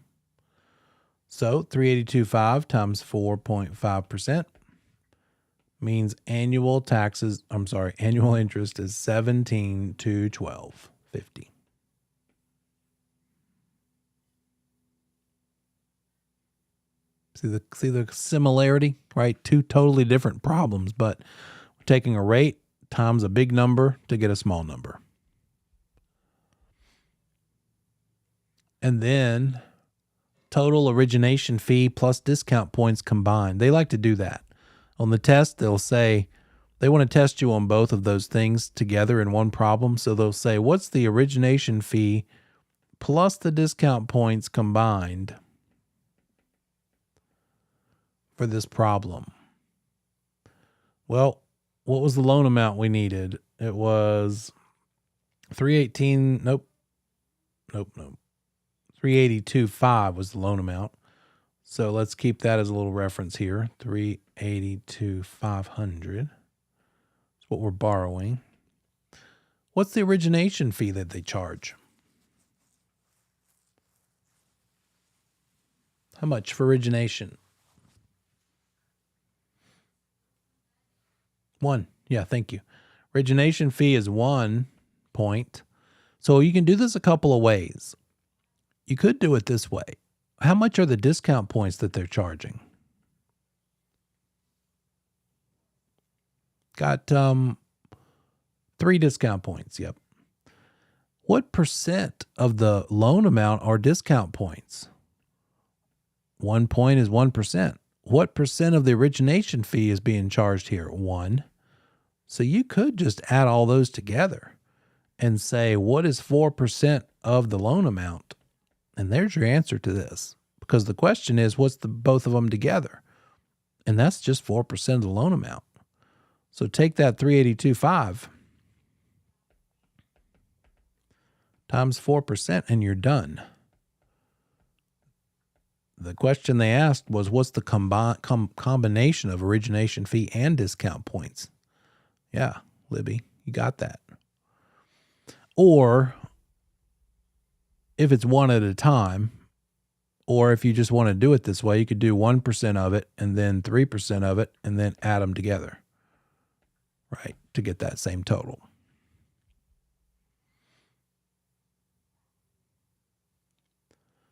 And then loan balance after the first payment. Oh, no. Yuck. Let's look at it here.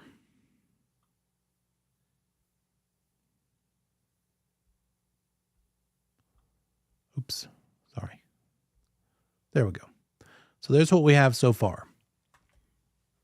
Commission all the way through number 6, loan origination fee plus discount points combined. And then the loan balance after the first payment. What do we need to do? Well, they needed to have given us a loan factor. And you know what? I don't think they did. I need to change that. I need to add that in there. Well, they did give us an interest rate and a period of time. So I guess we could find the loan factor on a chart by using those 2 items. But that loan factor for a 4.5% interest rate for a 30-year term is 5.07. Remember, that just means that if you borrowed $1,000, because that loan factor chart is in increments of 1,000. If you borrowed $1,000, your monthly P&I would be $5.07. So if you borrow $382,500, your monthly P&I is going to be $1,939.28 using the loan factor chart. Now, we get our annual interest that we calculated back in number 5. That was $17,000 some change. Turn that into monthly interest by dividing it by 12. You following me? That gives us $1,434.38. Subtract that from the total P&I both, and that shows that we paid down the loan by $505. And then subtract that $505 from the first original loan amount of $382.5. So our balance after the first payment is $381,995.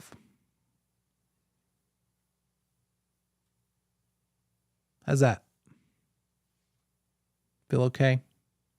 Don't forget the impactbrokercoach.com YouTube channel. Got all these individual math problems one by one. So you can pause it, turn it, create your own, right? You won't have the answers, but you'll have the procedure, and just getting through the process of the steps by following along with my little videos there could prove useful. This will not be one question on the test, right? They're not going to do this to you. This would be 7 potential questions on the test. What about this one? Buyers discussing getting a loan from their preferred lender. During the qualification process, the buyer learns that to get the loan, they have to have enough income per month to meet ratios of 28 and 36. 28% for PITI and then no more than PITI plus recurring debt, no more than 36% of monthly income for that. And their current monthly income is $15,000. What's the maximum amount the buyer could pay for monthly PITI? If $15,000 is what they make and 28% of that is the allowable amount to qualify. Another way to ask that is, what is 28% of 15,000? So the most amount they could pay for monthly PITI is $4,200. They need to shop for homes that give them with a purchase price that give them a payment of $4,200 max. What's the max they could qualify for the total expenses, or the 36% back end ratio? They're going to take that same $15,000 times 36. So the most that they could qualify, or that they could pay for all of that combined, is $5,400. And then how much total monthly recurring debt payments could the buyer have? That's just the top one versus the bottom one, right? The 54 minus the 42.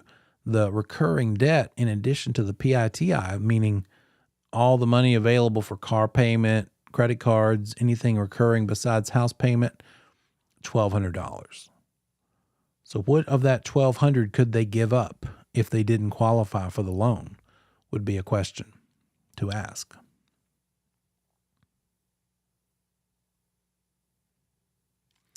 All right. When we come back tomorrow, I'm going to do a little bit more math. Then we're going to get into the secondary mortgage market, talk about something called Fannie Mae and Ginnie Mae and Freddie Mac. Oops. There it is. Fannie Mae. And then the different types of loans, like conventional loans and FHA and VA loans. So if you haven't covered that yet, get on into that in your material. Read ahead in the syllabus. Always lead with the syllabus. Read that first and then read the material. So you'll kind of be able to key in on the right things within the textbook. And so we're just going to keep marching on through. And once we finish the loan stuff, and we won't take the entire time tomorrow to finish it, we'll get on into closing procedures and closing math.